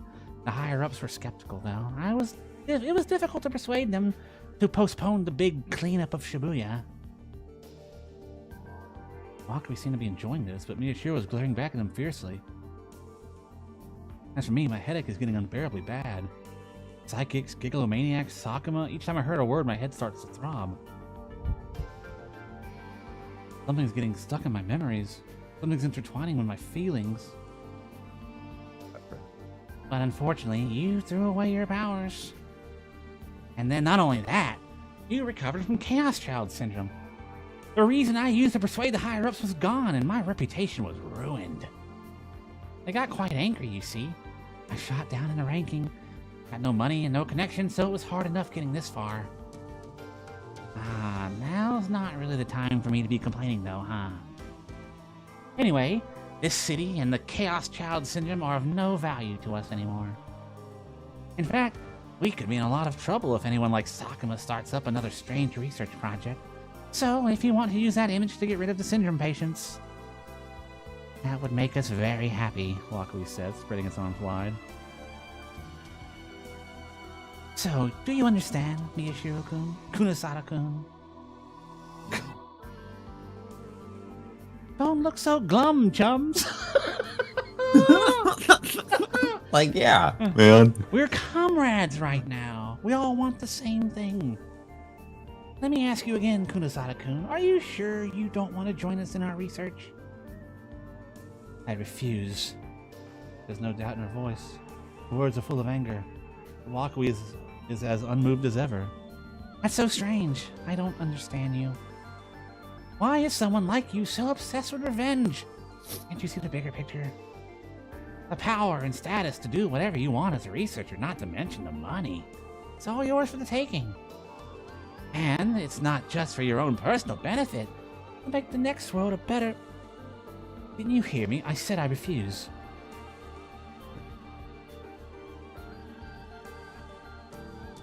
Come on, Kunisada-kun. Didn't you hear me?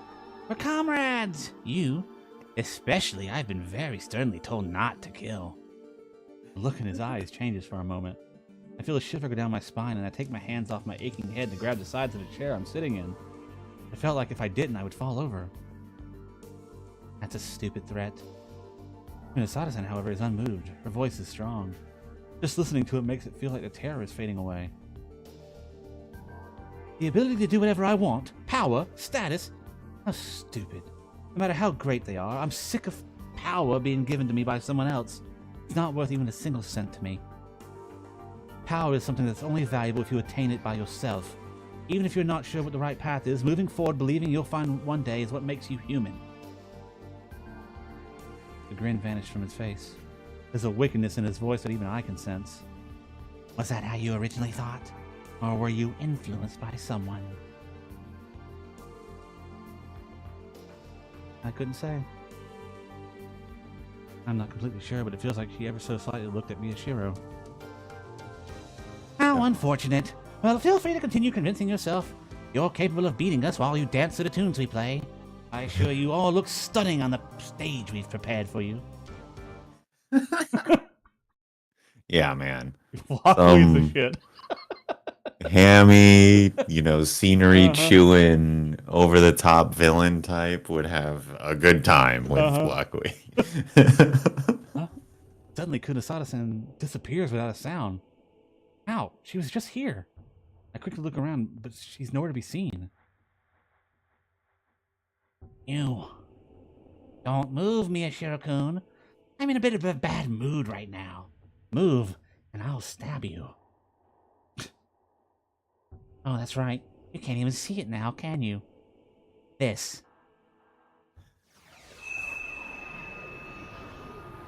That's different.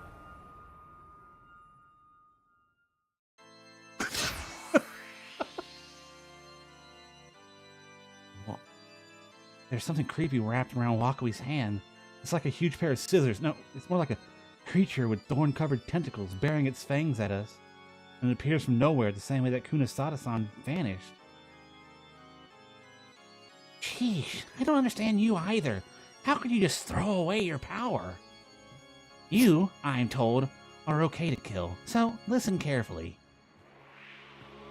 Miyashiro seems to be judging his distance from Wakui. His legs are shaking a little, but he doesn't take a single step back. I feel like I'm going crazy from the headache and all the strange things going on. I told you I've been watching you a long time, didn't I? Well, that was actually because I thought there was another interesting experiment I could do. Oh, good. You like urban legends, so you must have heard of the One World Order. Unified world government. That's right. Watching you, I thought that perhaps Shibuya could be a test ground for that. The aging process caused by Chaos Child Syndrome is actually just a byproduct of brain activity. The more interesting facet is the fact that the patients don't notice it. During the earthquake, the people struck by the light created an escape from reality as a source of relief from the stress. They started to live in a different reality and created an ideal Shibuya for themselves via Delusion Synchro. And that's a miniaturized version of the One World Order I envisioned. They don't even notice that they've turned old. Instead, they continue to delude themselves into thinking they're happy. Don't you think that's exactly what you'd want in a class of people you're going to rule over? They're the perfect cattle. And so, I proposed an experiment. A miniaturized version of the One World Order. The committee was skeptical about you, but this they took a great interest in. An experiment? My idea was that I could use Shibuya to simulate just how much the ruled class in the One World Order would be able to tolerate. That being said, how I did it wasn't really all that complex. My plan was simply to perform a stress test on the syndrome's patients. Little by little, I would cause incidents that would disrupt the peaceful lives they've built up via the Delusion Synchro here in Shibuya, and then I'd find out at what level would their stress values reach the maximum, and when they did, would they create a new Delusion Synchro to restore their peaceful lives? In the case of the One World Order, it would amount to the following. How much stress induced by oppression, theft, and exploitation from the ruling class can the ruled class really endure? Conversely, what levels of stress would cause them to reach their limits? And when they do reach their limits, will they rebel against the ruling class to try and take back their happiness? And so, that was my experiment. But when I went to actually start it, I found there was nothing for me to do. The return of the new generation madness already had Shibuya in an uproar. All the murders your friend carried out were quite different than what I had imagined, but they were still quite infected. Huh? Miyashiro's friend did the murders? What's he talking about? Miyashiro's the killer, right? I can see that Miyashiro's legs have stopped shaking. He stands tall, even in the face of that terrifying weapon. For a moment, I'm entranced by the sight. The patients were excited and overjoyed to see someone in a worse state than they were, but be that person a murder victim or an escaping killer. And mind you, despite all the chaos erupting around in the peaceful Shibuya, it didn't cause a single crack in their Delusion Synchro, and I understood why. This fit together with my theories on the One World Order. If you want to keep the ruled class from having the courage to rebel, you just need to give them an even lower class of humans as bait. Wild. If you do that, they won't even notice that they're being ruled. They'll make the lower class suffer for the fun of it. And sometimes they'll even say that's what they're doing is right. Topical. Man. Imagine. They'll be living in a world where that was actually happening. They'll be satisfied. Happy, even. And as long as they're busy with all that, the real ruling class is safe. Really, you have no idea how easy it is to control people. And so you see, I was able to show the committee some good results. But then... Wakui walks towards me with a terrifying look on his face. This man. I try to take a step back without thinking, but Miyashiro suddenly grabs me by the arm. Aren't you in a chair? Huh? Close to me. Oh, no. Let me go. Just do what I say for now. No, I'm Direct. scared. I don't know what to do. You ruined everything, Miyashiro-kun. The Gigalomaniac matter as well as my One World Order experiment. As I said before, I was punished rather harshly for not dealing with you sooner. I never thought they'd lower my rank so much. Well, then they kind of proved that your plan sucked. Because of you, I might not make it to the next world, Miyashiro-kun. Huh. When I see the weapon in Wakui's hand for the first time, I realize that I could actually die. Is he going to kill me? Is he really going to kill me? That's never actually seemed real to me. I never even thought about it before, but now it's right in front of me. The huge blades in Wakui's hands and the eerie light they gave off are pulling me deeper and deeper into terror. Why did you choose to go back to reality? Why did you snap back to reality? Oh, there goes gravity. Can you give me a satisfying answer? Glorious. No answer, huh? Well, in that case... Wakui Mom looks at me. spaghetti. Maybe it's not too late to drag you back into your delusions. The ends of his blades point at me. Like the jaws of a shark, they open up to devour me. And a white light sparks between them as they get closer. There's a loud throbbing noise in my head. My whole field of vision suddenly shifts. I put my hand to the wall and try to steady myself, but it's not the wall, it's the floor. I fell to the ground. It hurts. I hold my head. Pain is so bad that I can't feel anything else. One vision after another starts flowing inside my head. Feels like my head's being ripped open and like my memories are being forced to come back. Is this? Where is this? Who is this? No, I know the answers to all those questions. I know? Can't be true. Wait, it must be true. I'm sure I've seen them before. No, I've never seen them before in my life. I touch my head in my hands, fraught with confusion. I curl up into a ball and moan. I don't know. I don't know if these visions are real or not. I don't know anything.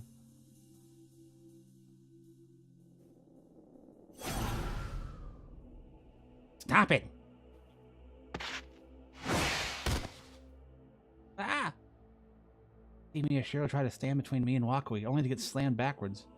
He smashes into the floor, hard. Would you mind not getting out of my way? There's nothing you can do. It's too late for regrets. If you hadn't abandoned your Gigalomaniac power, you might have been able to kill me. Miyashiro, why? Why is he trying to save me? By the way, you okay? Yeah. For a moment, I can't speak, but I managed to summon the strength to look at him and nod. When I heard him call me Onoe, I felt like it overlapped with a memory that made me want to cry. Huh? What's this? Wakui is frowning at Miyashiro as he holds the huge blade in his hand. She's tougher than I thought. You had the power to do this, then why? As it was the one thing I could do to atone for what I did to her. Whew. At some point, I forgot about the pain in my head. I can't take my eyes off Miyashiro. Together, we would never change. But apart, both she and I would stop making mistakes. Otherwise, we'd do it all over again. Why not do it all over again? What's so wrong with that? Miyashiro was crawling on the ground, but he looks up at his enemy with eyes that would never give in to anyone. Man can't spend his life clinging to the girl he loves. Is that really your only reason? I feel like a lot of people would argue with that, probably. As Wakui looks at him with a wry smile, Miyashiro doesn't flinch at all, yeah. There's no sign of shame in his eyes. You don't think that's a good enough reason? You people think you're gods, but they just can't understand how normal people feel, that's all. Why not try it then? Try it. You can kill me whenever you want, right? And why not just test me? And why not just test me a little more? If you're right, someday I'll go back, but if I'm right, I never will. Solid. Why not try and see who's right? Get him. Pulling the Miyashiro stands up fingers out slowly. or whatever. Yeah, without anyone's help. You really think I'll agree to that? You will. You want your rank or whatever back, don't you? You're pathetically clinging to the committee so you can survive in the next world. And why not keep watching me? The real gigolomaniac of regularity who disappointed you. If I ever do go back to being a gigolomaniac, I'll help you with whatever you want. You can take all the glory for yourself. A solid. So you want to play a game with me and bet yourself as the prize? Yeah. This whole thing was a goddamn game from the start. Huh. Of course, I have no intention of losing. I'll struggle to the very last second. Miyashiro-kun, you truly are an interesting person.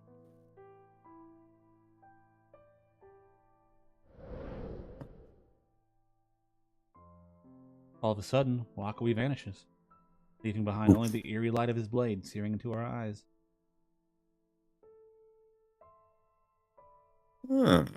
Very well. I accept your challenge, your game. Let's start right now then, Miyashiro. I hear a voice from somewhere. Feels like it's resounding directly inside my head. And then it goes quiet. Hey, Miyashiro. Suddenly, Kunisada-san's back, and just as quickly she disappeared. Like she never left. Are you all right? Yeah, is all she says. She's biting her lip, probably frustrated at how much stronger it was. Where's Wakui? He accepted my proposal for now. I think we should be okay for a while, but more importantly, Miyashiro points to the PC and Kunisada-san leaps towards it. The image is safe, but damn! He got us. All the data on the committee is gone. Womp womp.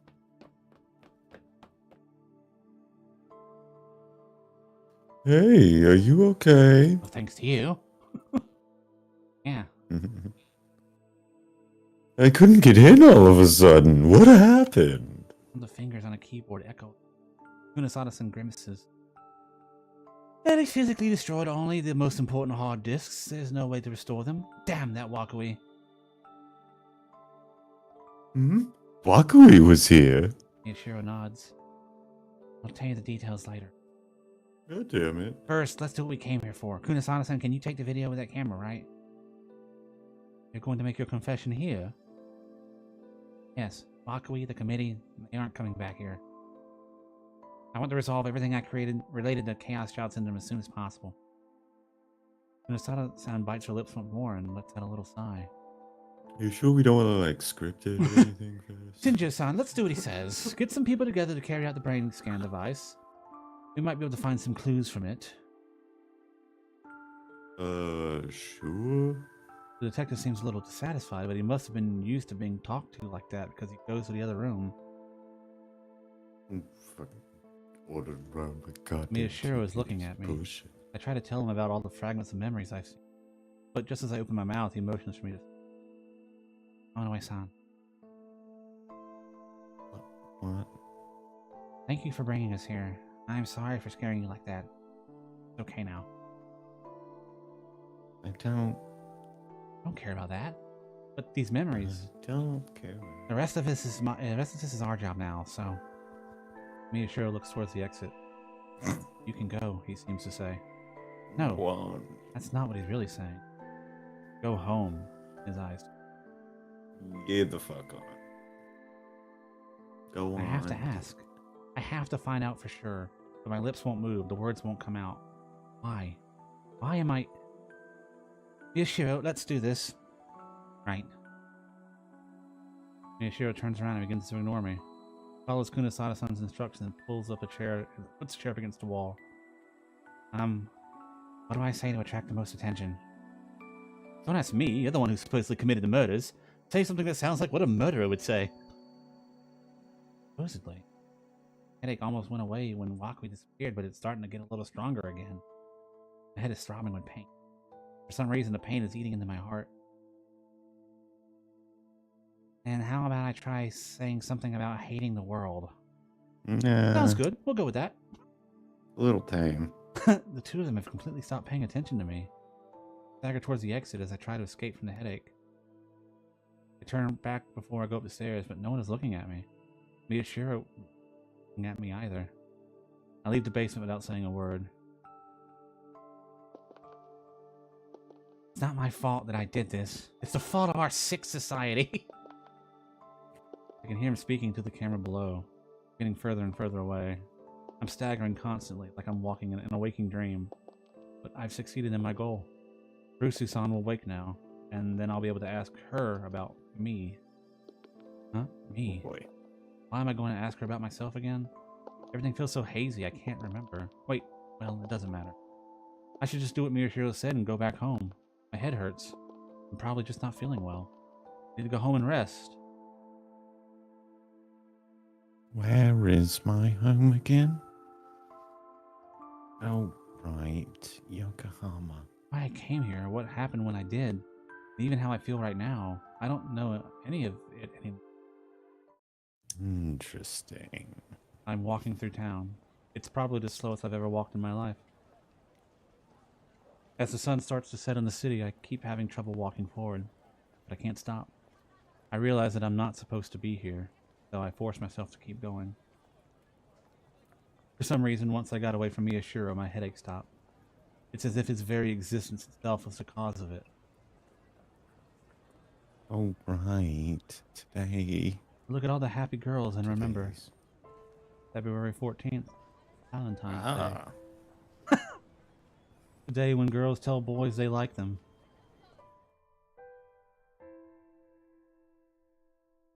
I hate people like you. I wasn't really thinking about it when I said that. It's not often that you tell someone to their face that you don't like them. The way to say what I'd like to say will occur to me after you're gone. Is that a line from a movie?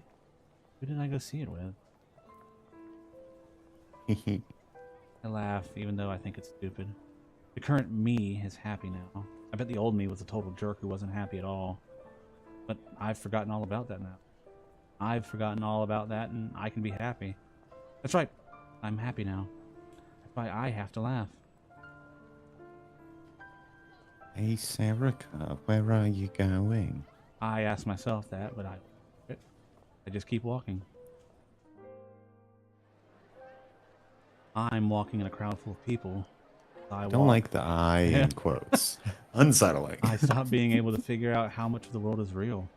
All those nightmarish things that just happened, all those people just casually walking around blissfully unaware of all of it. Which world is real? It has to be this one. Big TVs are playing wonderful music and there's a delicious smell coming from the crepe stand. This is the right world. The fun world. It has to be this one. But I know that this one is fake. And yet I pretend I don't. I just keep smiling and walking. I'm a liar. Someone who's honest with themselves, like maybe a kid or something, might have gone back to that basement. Because this town, this place, it should be so much fun, but it feels so awful. I can't find the place where I belong. But I can't go back to that basement either. Because I'm not a kid anymore. I'm a grown-up who lies to herself. Suddenly, a scene from that nightmare comes back to my mind.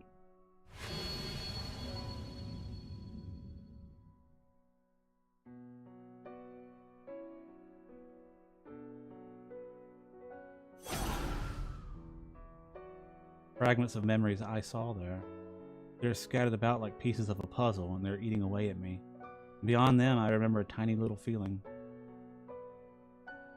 Do something about this, please. There's probably no way to get it back.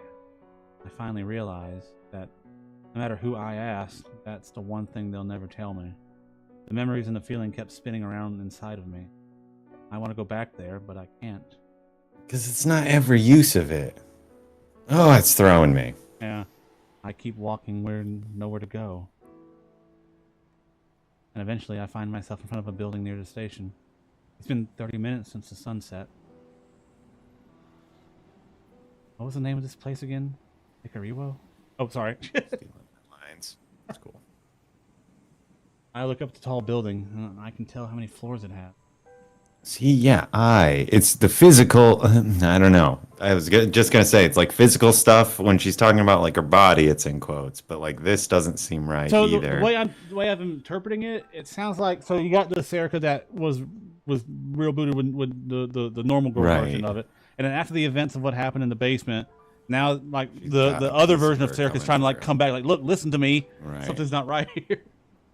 Yeah, so the like unquoted I. Yeah, see, but my body. Yeah, so this is like this is the the old Serica the new body. Yeah. Right. Yeah. Okay. I see what you're saying. That kind of makes sense. Like the narration's changed over. Yeah. My body goes inside without hesitation.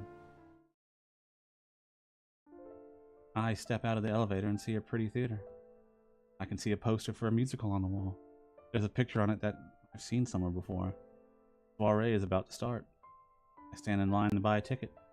Luckily, there's a seat open near the front of the house. I buy my ticket, bury myself in the waves of people going into the theater. This place is something strange.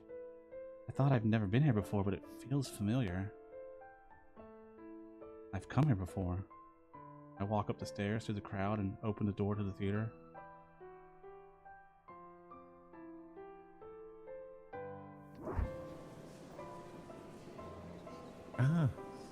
When I step inside, I hear a sound like something bursting within me. Something snaps inside my head. I walk towards my seat. I slowly weave my way to the other audience members going down the steps of the corridor. The curtain is lowered, and on it is a projection of the name of the musical and an illustration. But what I'm seeing is an empty theater, like a sky with no clouds. An empty stage lit up by bright lights. I sit in my seat. After a while, the buzzer rings and the curtains come. The orchestra plays a low sound that echoes in the pit of my stomach, and the cast comes up on stage. My mind is still seeing the same thing. It's still perceiving an empty stage. Is where I... On stage, the actors start to act out rowing a boat.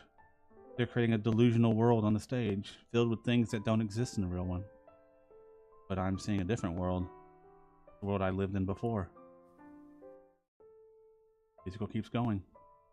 But the empty stage that only I perceive doesn't change. My memories throb and ache. My emotions feel like they're about to overflow. I've done something here, with someone. The sorrow I felt when I talked to them is filling my heart. The pain I felt in my throat when I screamed at them is coming back to me. It hurts to breathe. I'm gasping for air like I'm underwater. The actors sing, their voices riding on the powerful music. The song that heroes sing to inspire themselves, and the people before they go off to fight the revolution. The people of this delusional world all line up and yell, "Come along and join us." And then it happens. I see someone on the empty stage. They're holding something up high in their hands. I can see that it's a sword gleaming with a dull shine. Tool for battle. As one thing I could do to make amends to her. Together we would never change, but apart, both she and I would stop making mistakes. Man can't spend his life clinging to the girl he loves.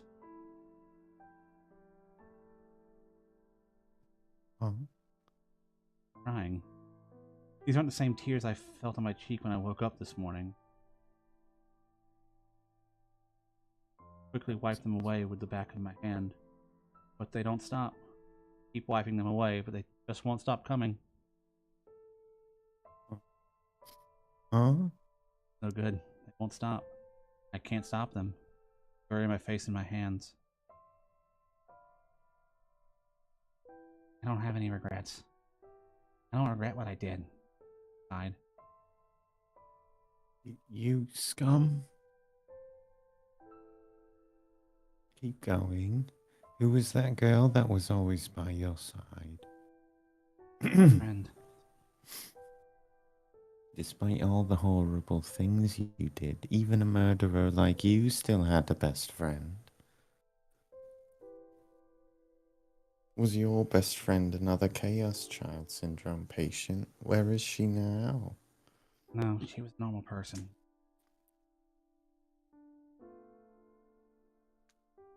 He was not a normal person. Play ends and the audience gives a standing ovation. The actors stand on the stage and bow. I'd have had Chaos Child Syndrome, but she wasn't normal. Alone, I wipe away my tears. I sit there for a long time, unable to get up. No one else can see the blurry world that I perceive. Actors feel really good about themselves, though. Yeah. I look up to stop the tears from falling. And the lights on the stage shine down on me like a spotlight.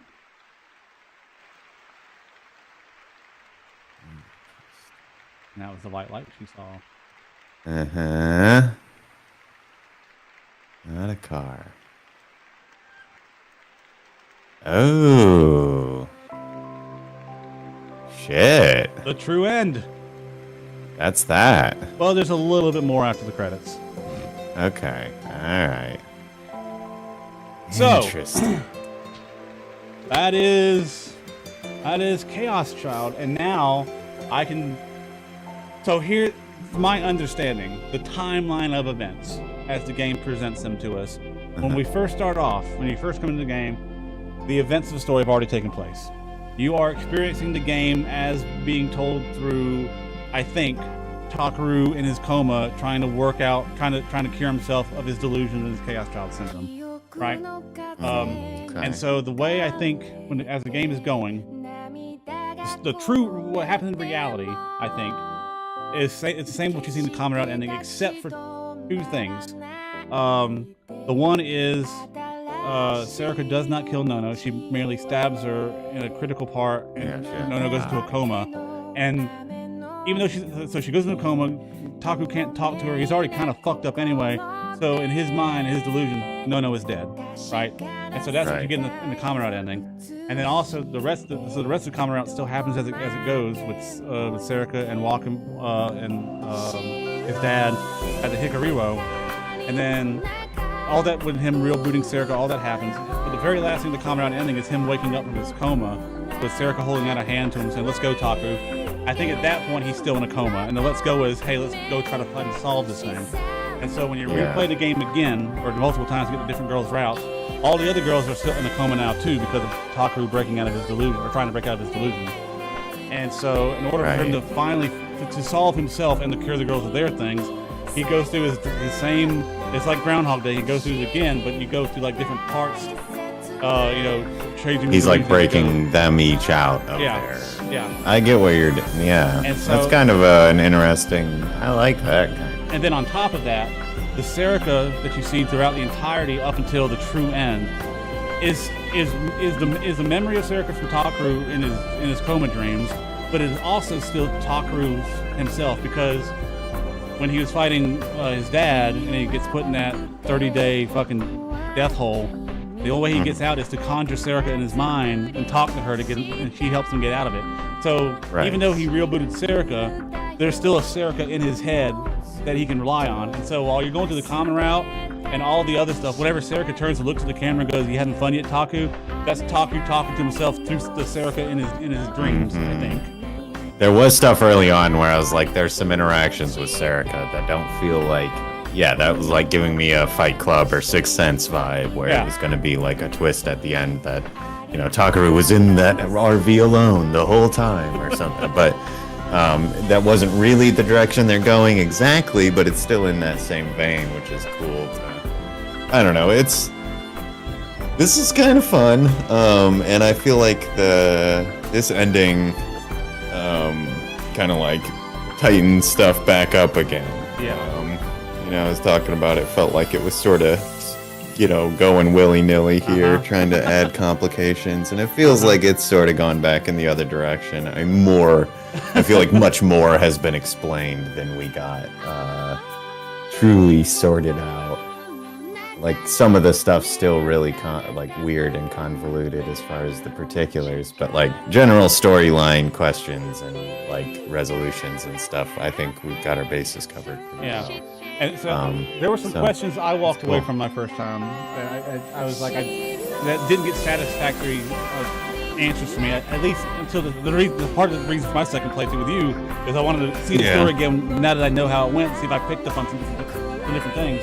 One of the questions I had was, if all the students at Hekio Academy are Chaos Child Syndromes, that means all the students are psychics? And Kunisada said no. So I was wondering, like, is Ito a psychic and doesn't know it? He said only some of the Chaos Child Syndrome patients develop psychic powers. They weren't all automatically going to have a power just because they had the Chaos Child Syndrome. But it was like some subset of people afflicted that developed powers. Then of course I still the fucking dad, right? The only way I could justify him, the way he's just a fucking psychopath. That's the only. Yeah, like it's wild, like, you know, and I guess it worked. You know, doing the Committee of 300 stuff that they needed to do to make it. Whatever, fine. It doesn't. But yeah, his motivation is totally bonkers. Like the whole nature of him being that far invested without. And then I was like, well, how did no one, like, how did Kunisada, how did Shinji Momose not question Serika being with all these Hekio Student Academy people? She looked normal. That still doesn't make any sense to me. It doesn't, I'm still especially confused. with Kunisada. I think I understand. I've got a justification for her being at the school, and that is Wakui allowed it to happen. Because he was so obsessed with Miyashiro. He's like, oh, okay, this is his imaginary friend. He's the reason that we're doing 90% of these experiments, so we can put up with some special stuff for her. But Kunisada, it doesn't explain anyone else. Kunisada especially, she hates the sight of any gigglomaniac with old skin, and then a group of them come into your office with one normal girl, and you don't question it at all. Right. And that doesn't seem weird. And like the guard is like, oh, hey, look, the one normal person that goes to this, or maybe I guess there's a handful of normal, if like Kunisada can run around in a school uniform. Like, unless she was there as like under the guise of being a scientist or an employee or something who's hiding amongst the students. I don't know how that flies. So I like Wakui as an explanation for that. I think that's one of the better ones, but it's definitely not like presented as like there is an obvious solution to that problem, and that's an issue. Well, let's finish this off. Let's get our actual final end. Very quick. 8 months later. Dang. Year after. The next examination will be at the same time next week. Take care. Oh God, what did I do with her voice? It's just normal. I think so. All right. Thank you very much. As she bows to the nurse, who she has come to know quite well, Minamisawa Senri, the girl who was once Karusu Nono, checks the time. It's almost noon. The exams are getting shorter and shorter. They hadn't even given her any drugs yet today. That sucked. That probably means she's getting better. Oh, big sis. Yamazoe Uki, whose exam was evidently as short as hers, comes down from the psychiatric ward on the 5th floor. When she sees Senri, she runs over to her.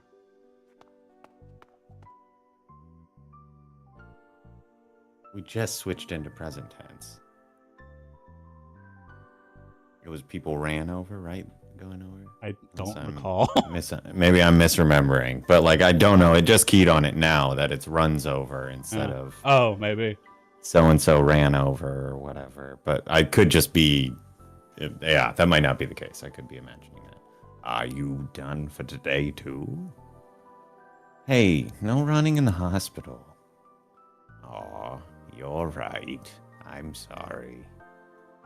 Senri feels herself smile as she watches her little sister walk fast, but not run towards the front desk. Her little sister struggled with her physical therapy before, but now she can walk and run like a normal girl. She wants to be a nurse, just like Senri. A job Senri knows would be perfect for her.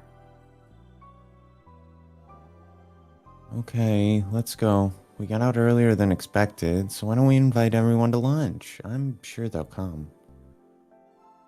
Yeah. Oh, Uki suddenly remembers something and then stops. did you forget something?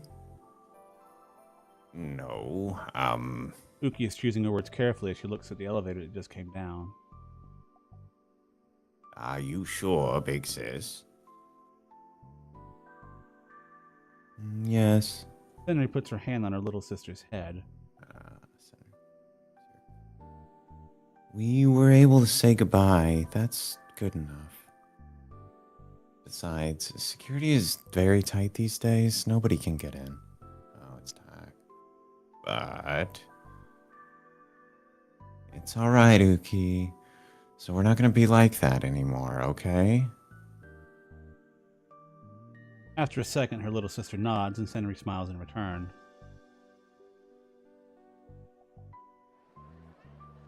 Glad to see you survived your checkup. Good job, everyone. When she contacted them on her phone, Senri found that Arimura Hine and Kazuki Hana had both been waiting for her call all morning. The four of them then met in front of Shibuya Station and started walking together. It's been a long time since the four of them had gone to the city together like this. They see each other at the hospital quite often, but their exams and physical therapy are all at different times, which makes it difficult to schedule any. Today is a special day, even if they didn't say anything. They all knew they were going to meet for it. What's you doing today? Yudo went to the library with his friends. Oh, he's going to the library on his day off? Oh, that's a scary thought. You's all excited to be a lawyer when he grows up. Wow, a lawyer? That's a pretty crazy dream for a kid. Wait, oh. Oh, so that's it, Hine almost says, but she stops herself. Right. Both Hana and Hine immediately understood the meaning of Tachibana Yuto's childlike dream, as well as the fact that it might not even come true. And Yuto definitely knows what day it is too. That was almost certainly why he went to the library with his friends, just like how the four girls gathered together. An indescribable sadness is threatening to build up between them. Oh, whoops. It's Arimura's loud voice that breaks the silence. Everybody, if we don't hurry, all the restaurants are going to fill up. That's right. Where should we eat? I'm super hungry, so I suggest the usual cafe. What do you guys think? I'm okay with it. Me too. That's fine. All right, let's go there then. Oh, it's so nice seeing Kazuki talking now. Right, like normal. Not worried Okay, about follow me. causing an Armageddon.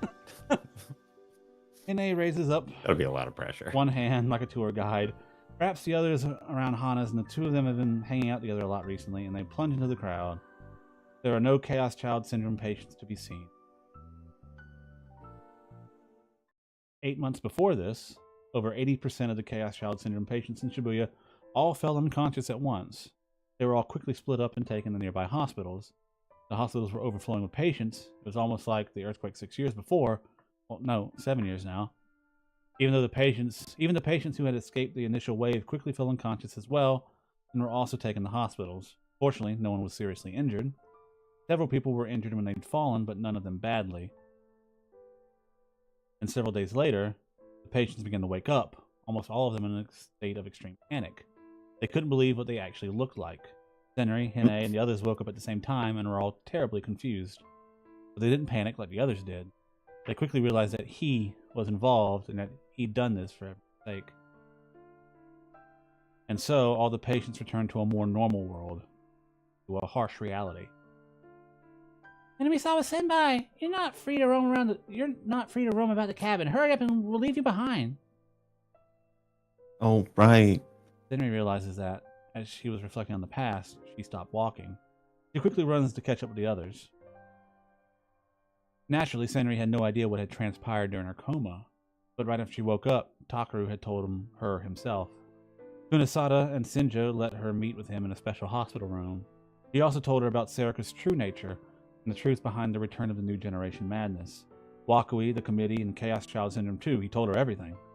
And lastly, he told her the truth about Sakuma, the father she believed in. Enough. And then there was something that she, Kurusu Nono, or rather Minami Senri, had to tell him too, but he already knew. She didn't look like Kurusu Nono anymore. There was no way she could keep up the lie. She had trouble working up the courage before she went to Takaru's room. She hesitated so many times and almost thought about not meeting him at all. But it had been the other girls from her room that scolded her and urged her on. She'd been the last to wake up because of the wound on her chest, and by the time she did, Uki, Hine, and Hana had already seen the real her, and everyone had forgiven her without saying a word. But when she hesitated about meeting Takaru, they all got quite upset with her. Can't you trust him? They'd ask her. Is he the kind of guy not to forgive you? And that had been enough for her to decide. After she told him everything, Takaru laughed gently. You're so silly. You should have told me sooner. Every time she remembered what he'd said back then, she had felt like she would start to cry. Henry had given up the name and body of Kurusu Nono and went back to being her original self. She was forced into 6 months of physical therapy, not just because of the syndrome, but the stab wound as well. But at last, after all that, she was capable of going outside on her own. She then went back to Hekio The last Academy. stab wound she took did not take that much rehab. Right. It's like lay up for a couple weeks, you're cool. Then she went back to Hekio Academy, which was now just a normal private school, and started truly living the life of a normal student along with the others. Huh? Oh, I'm sorry. What is it? How was the exam? Oh, same as ever. They didn't give me any medicine. I think I'm about done with doctors. The question I would like to see answered, I don't think they do or not, is how Kawahara-kun reacts to this. Right. Yeah, no, hey, fair. What about you, Kazuki? Me too, maybe. Kazuki looks up at the blue sky as she speaks. She'd been lying to everyone too, and just like Senri, she was reluctant to admit it, and Hine scolded her too. When she opened up to Takaru about her lie, he forgave her like it was nothing. Even after losing her power, Hana still doesn't like to talk a lot, but she's trying her best. She believes she owes it to Takaru to do so. You should let more people hear your voice. I know you'd make many more friends. Shibuya is filled with people enjoying their day off, and Senri and the others are all living the same lives that everyone else is, except for one person, the boy who used to be at their center. They only bring it up during a small silence after they finish eating lunch at their usual cafe. At first, no one wants to discuss it, but at about the same time Senri gets tired of watching the ice melt in her iced tea, Hine opens her mouth to speak. Did you see this yet? She points to the phone in her hand. Yeah, it's a cell phone. It's just like a They've tablet. been around for years. Yeah. The article is about Takaru. Miyashiro Takaru, the boy responsible for the serial killings in Shibuya, has been being kept at OH Tokyo General Hospital to aid in research on the Chaos Child Syndrome. And now that the research is mostly finished, he is finally being sent to a detention house for the real interrogations to begin. Even if he is a minor, in light of the effects his way less than minor crimes had on society, there is no chance he'll be getting out anytime soon. It's not. I guess that's a tabloid, definitely. Yeah. So the article says, completely in a sensational and exaggerated tone. Whew. Yeah, you usually want to stay away from puns when that's involved. So it's a rough rule there. Where does the media find this stuff? Most of what the article says is right, and Shinjo told them that the day Takaru will be transferred is today. They were able to say their goodbyes earlier. Shinjo had set it up. Really? Right up to the very end, he The final time they met, Takaru asked him a favor. It involved Onoe Sarika. Stay away from her unless she comes to you. But if she does come to you, please forgive her and treat her like a normal friend. And never tell her about her past or mine. He insisted on these 3 things until the very end. But Sarika had never approached them. Kunisada told them that she lives in Yokohama and is attending Heikyo Academy from there, but they haven't heard anything else. weird. What's going to happen now? I wonder. I don't know. No one knows for sure if Uki's questions about Takaru, Sarika, or maybe even both of them. Maybe she was just wondering what everybody wanted to do after they got done eating. I Right. don't know. Let's get going. When she stands up to leave, Senri realizes, oh, I think I understand now. Maybe she's asking about us. What are we going to do now? Senri then remembers that Takaru had a spot in the cafe where he always sat. She finds herself looking at it and almost starts crying again. The 4 of them leave the cafe and slowly head for the station. They plan to split up and go home from there. None of them are looking at their phones, and yet their head all hang far lower than normal, but no one among them notices. Just before the light turns green, Senri realizes they are completely buried in the people surrounding them. Her mouth opens on its own. Want to go see a movie? Huh? The other 3 look up in surprise. Their mouths fall open in shock. They seem to have been completely caught off guard. We're not going home already, are we? It's too early.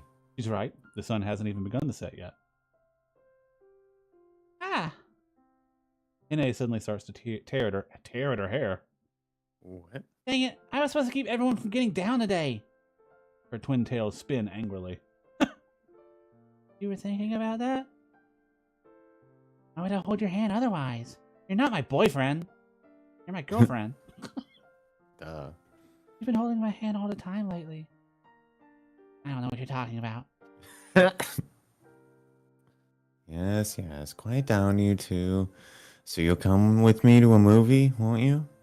Sure thing. Ine claps her hands together and then spreads her arms as if to give Senri a big hug.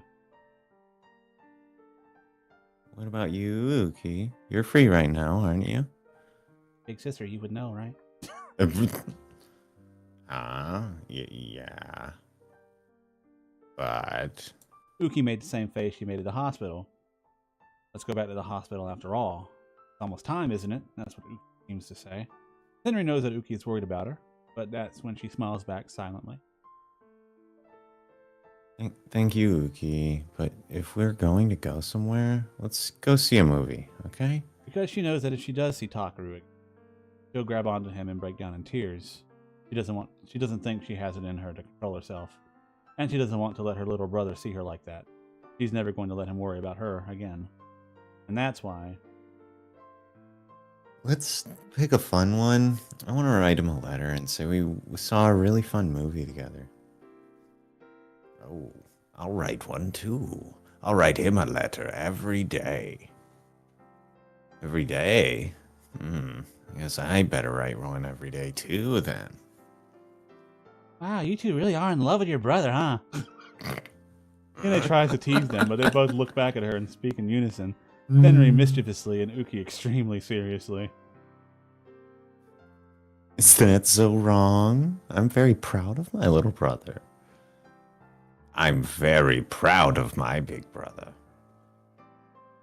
Wow.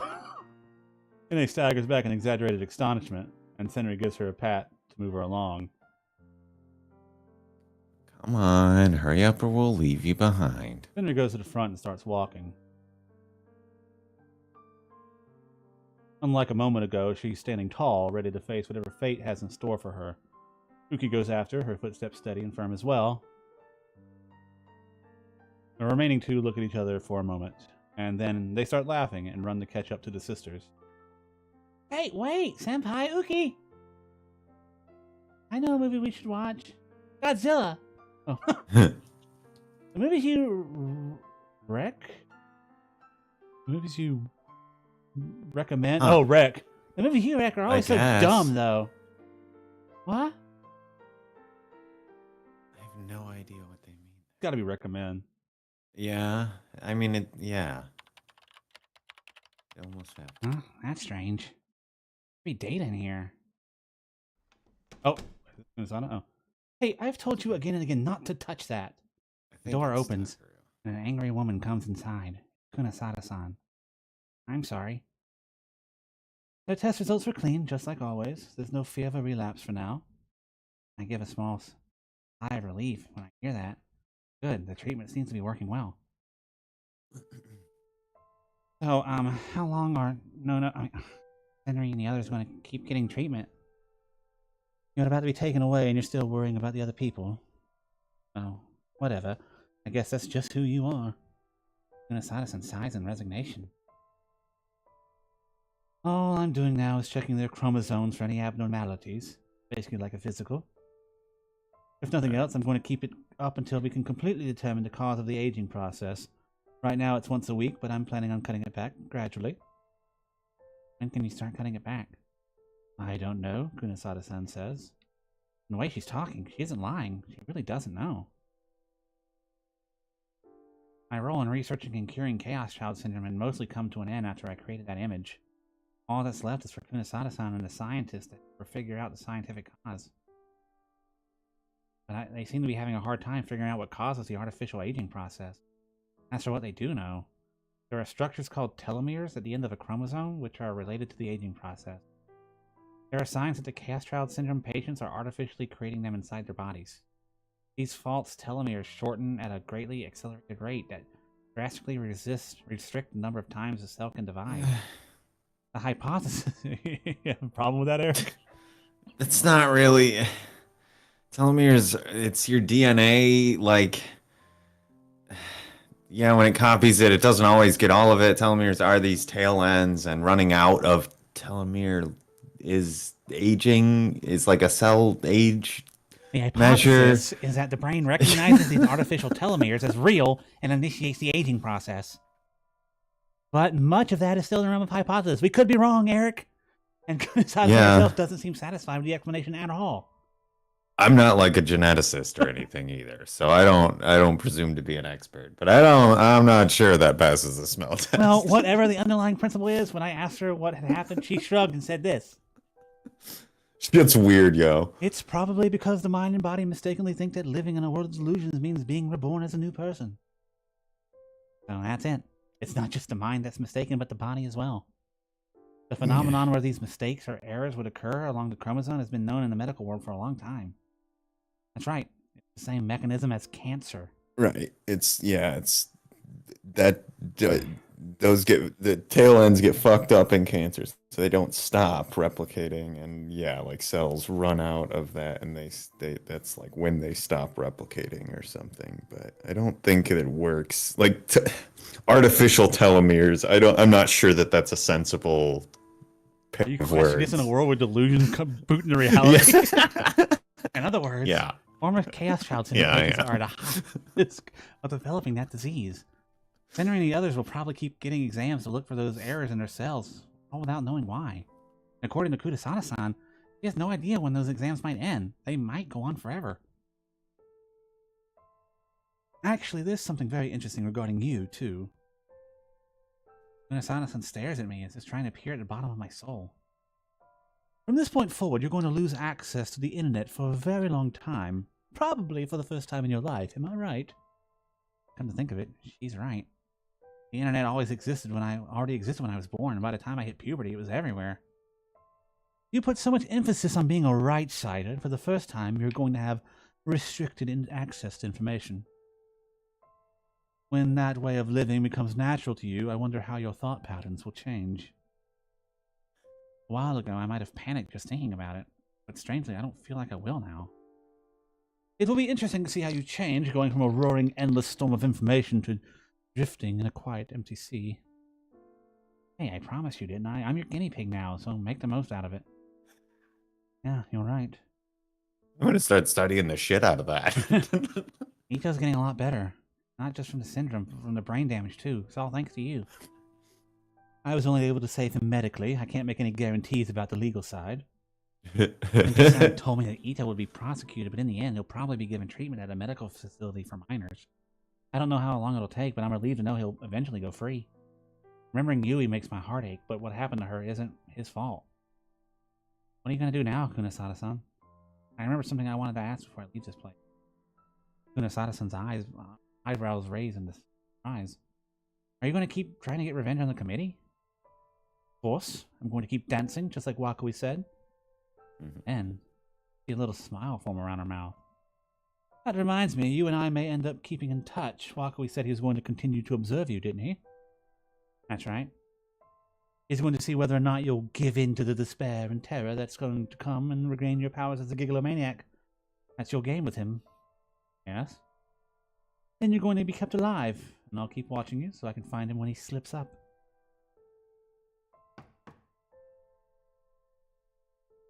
Can I come in? There's a knock at the door, and I hear a voice I know well. Senju-san comes in with a serious look on his face. He's looking at me, seemingly uncertain as to what to say. I wait, motionless, until he finally sighs. Senju-san says the words. It's time. Alright. I slowly stand up from the chair. Senju-san knows the truth, but still accepted my decision. I can be nothing but grateful for that. I know how hard this has to be for a detective. Thank you for everything, and I'm sorry for all the trouble I've caused.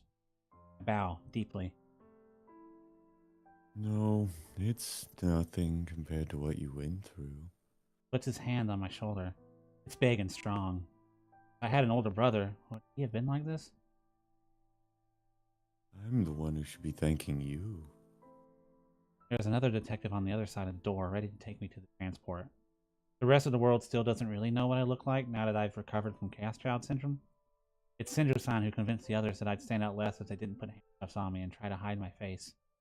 Thanks to that, I'll be able to walk outside as a normal high school kid one last time. I bow one last time to Senju-san, and turn to Kunisada-san. Take care of everyone for me. Yeah. See you around. Kunisada-san nods weakly, and I nod back. Then, I head for the exit. Oh, Miyashiro. I stop and turn back around. There was something I almost forgot to ask. Not terribly important, but I figured I'd ask anyway. Her name and age. Why did you name her Onoe Serika? Was there some meaning behind her age? That's actually something I also thought about for a long time, ever since we parted ways. It was the first step of a very big mistake. But when I finally found the answer, I burst out laughing. Her name was an anagram of my parents' names. Miyashiro Sanyo, Miyashiro Eriko. Serika, yeah. Ah, dang. The things you were supposed to look for in a parent I saw in her. I think that's where I got the name. But if you wanted her to play the role of a parent, shouldn't you have made her older than you? I think I didn't want to admit I wanted a parent. So she couldn't be older than me. She had to be a girl who was younger than me, so I could protect her. It was all because of my stupid pride. Thinking back, I really was a fool. See, for a second there, I thought I caught a glimpse of gentleness in her expression. But you did protect her. Not a fool anymore. Smile back at her and turn away. I take longer steps than usual, so my resolve won't waver. Then I step out the door.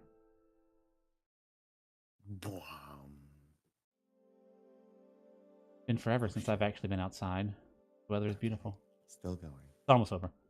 I'm so used to No, I figured as much. I'm just like, I thought that was going to be the fade to black for real. Okay. I'm so used to the darkness that the strong sunlight stings my eyes. The wind is a little cold, but it feels good. It rolls past me, almost as if purifying my whole body. I was initially surprised not to see any reporters or onlookers around, but I learned later that Kei-san, aka Kunisada-san, had given the media and internet false information and kept them away. I walk for a while until I see a black car stopped on the side of the road. Probably the transport. Huh? Feel a sense of deja vu and stop to look around. Then I remember. Right. This is the corner of AH Tokyo General Hospital. 6 years ago, during the earthquake, it was an excavation shelter. The detective sees that I stopped and asks me what's wrong. There are too many feelings inside me to explain. That's right. This is where I created her. Stand there, It's complicated. frozen in silent shock. Nearby, in the bright sunlight, standing only a few seconds away if I were to run.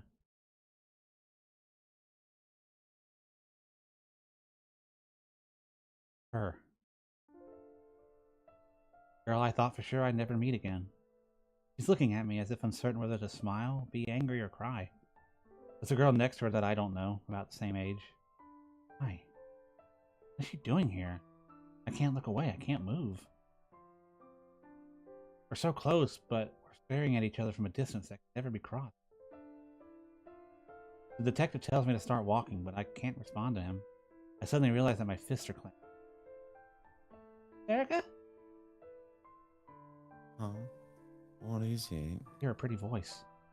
Soft wind seems to be carrying it to me. What's wrong? Who is that? Someone you know?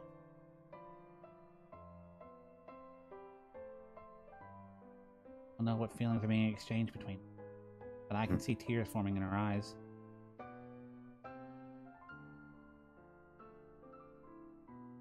No, I don't know him.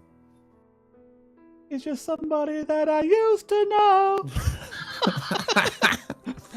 Here's all without a sound. He's smiling. The girl next to her must be her best friend. She wipes away her tears and smiles so that her friend won't see them. He then turns around and starts walking away from me. Time starts to move again and a smile forms on my face as well. Yeah, I don't know you either. The sunlight continues to sting in my eyes as I look up at the crystal clear blue sky. The reason I'm looking up so that the tears in my eyes won't fall to the ground. I'm crying tears of joy. That's what I believe, but I have to believe. All of this is for the best. Sorry. I say that to the detective, and then I start to walk. I don't look at her as she gets further away. We will never meet again. Our paths will never cross again. And that is how we will live our lives together.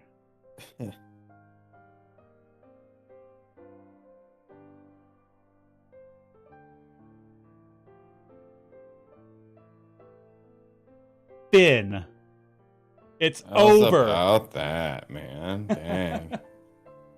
Oh, Had so to get your the thoughts- final heartfelt Yeah. goodbye. Your thoughts on the ending? Not too bad, honestly. How you expected it to go? Yes and no. Broad strokes, I would say it wasn't utterly surprising. I think they, the details Did you were expect a like, happy ending? I guess not. I'm not entirely sure that I would say that I think this is a happy ending. Oh yeah, I think it's Um, bittersweet. But it is happier than I was gonna say I'd expect, I Okay. think. And like I definitely didn't expect like as much work to be done for the Serica redemption stuff. Like, Right. getting her back into a position where, because in a way she Redeemable. is sort of the victim of like Takaru's Yeah. like she didn't. That's an interesting like debate there. They do kind of get into some cool points with this last ending. So I don't know. It's kind of good. Like there's this. I like the way the different endings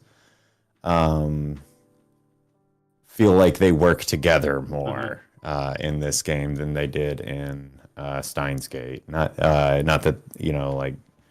But it didn't seem like those were all working as toward the same like final, ultimate conclusion as well. Yeah, no, you're absolutely right. With Steins Gate, with the exception of Mayuri and Kurisu's endings, the other ones were completely optional. Like they had no bearing. Yeah, on the they story at don't- all. They're just like, hey, They don't. Yeah, they don't really like lock into one another very well, or they don't really interact. But these, like you were saying, it's really kind of all of them, which is cool. I think that that's an interesting way to go about one of these games with the multiple endings. It's like, which one is it? No, like, yes, it's all of them. Like, and that's fun. I like they went out of their way to make it a more like interesting variation on the standard model here. I'm happy with it. It could have been a lot worse. All right. Definitely Now, so. next question, as because we spent months playing this weird ass anime game, it's required for me to ask. Favorite girl, go for it. Oh God, that's tough. I mean, like barring the murder, Serica's the easy choice. But Yeah. but the murder, The murder, though. makes it really tough. I'll give you mine. No, Mine's Armor, hands down. Armora. Yeah. I guess that probably makes sense. I don't know. I guess Hana probably. Hana, okay. You like quiet the type, huh? least. No, I'm just like not aggressively annoying. That I makes don't think I sense. would have been upset with them as a human, like immediately. Armura's a lot. She is a lot. And She's Serica's a murderer. Right. Uki's like 5, and Karusu is a liar. more interested in being a mom. Yeah. Than That's anything else. very That good shit points. Very winds me solid up. points. But Hana just wants you to know, play I get it, fucking I guess. WoW and be left alone. right, like that. I get that. I understand. Like just chilling. That's a good pick. Did not, have any issues with Takaru being covered in gore for like 2 days solid, chilling in her room with him. So she's okay It's with a not little bit of a lot mess. lower maintenance than that. Oh man. All right. Well, like I said, this was 3 months now in the making to get to here. God, yeah, Yeah. thereabouts. Anyway, Thereabouts. It definitely Started in 2 and January, I know change. that. It's 40 of them or something here. Yeah. So it feels like. This is stream number 20. About 3 hours. Is it really? Yeah. Is that all? Oh, okay. But that's gonna close the book here on Chaos Child. We have gone through now Steins Gate, which was the one that came out immediately before this one. We've gone through Chaos Child now, and I think the next Science Adventures series that we're gonna go on, whenever we get around to it, is gonna be Steins Gate 0. Fun. We haven't closed the book on Steins Gate yet. Yeah, I think we're probably going to be needing to find a way Yeah. to change gears for a Yeah, little absolutely. bit here, but in the near future we'll be getting back to it. I am curious how these games continue to evolve. Honestly, it's kind of it's a different. These visual novels are it's a whole different genre. Yeah, they are, especially fun. they are a whole different genre in the genre of visual novels, in my opinion. Just like others I've played, it's like, oh, you're just kind of living out this adolescent teenage dream of having a girl harem at a school or some shit like that. Right. And he's like, no, Yeah, we the can story's a little more interesting Yeah. than just like. I think outside of really the Arimura route and his complicated feelings about Serica, they really push a girl at as a relationship towards you. I mean, they kind of joked about it with. I mean, they're all presented in the Yeah. as like a pick your favorite waifu. Right. But like, yeah, Takaru isn't like romantically invested in. He's any more of them, romantically interested really. in the truth. Right. That's his only fetish. Which I think is a very much a the point of the game, and something you don't really pick up on until the end is his entire personality throughout the entire game is I'm a guy dedicated to the real information and the truth, and the entire game is And- being lied to. Yeah, the entire his, time. takes place inside one of his delusions. Yeah, he was lying to himself. Yeah, exactly. It's just that is nice. It's good. It Yeah. works. Like there's a ton of effort put into this. Obviously, the story is well put together. It works. And like I don't know, that alone is like there's a ton of story in this game, in these games. Mhm. Fucking, Absolutely. like. But I don't know what, but somewhere between 40 and 60 odd hours. Oh, absolutely. Of Yeah, absolutely. stream here over the past month. Well, and I can tell you. So let me look at my library here. I've played through this twice now. Once on my own and once with you. and my total play time now on Steam is saying 130 hours. So divide that by 2, and Okay. there you go. Yeah, roughly speaking, anyway. It should be in this Yeah. 70-ish hour range. That's fun. But yeah. yeah. So, It's good times. good times. Well, that's going to do it for us tonight. That's going to do it for Chaos Child. Come back tomorrow night. I will not be here tomorrow night or Thursday night, Yeah. but Eric will be here with something I think new, or right. maybe old, or something he's pursuing. We'll see. But Yeah. stay tuned I to haven't decided yet. find out what next big series or game I'm going to tackle when I get around to it. Yeah. If you want to get notified when we do that, you can subscribe to the channel, Twitch or YouTube. You can join the Discord, link down below. You get notified there as well. Good place to hang out with people and have a good time. We also have a Patreon if you want to pay for research into Gigalomaniacs, because I want my own Dice Sword, man. I want to be able to Right. real boot reality the way I see fit, but it takes money, a lot of time. Dice swords don't grow on trees. Right. But no, it just helps the channel out, and really just being here and watching with us is all you need to do. Everything else is extra. But we appreciate it, and that'll do it. So we'll see you back here, or Eric will see you back here tomorrow night. Have fun. Hope you enjoy.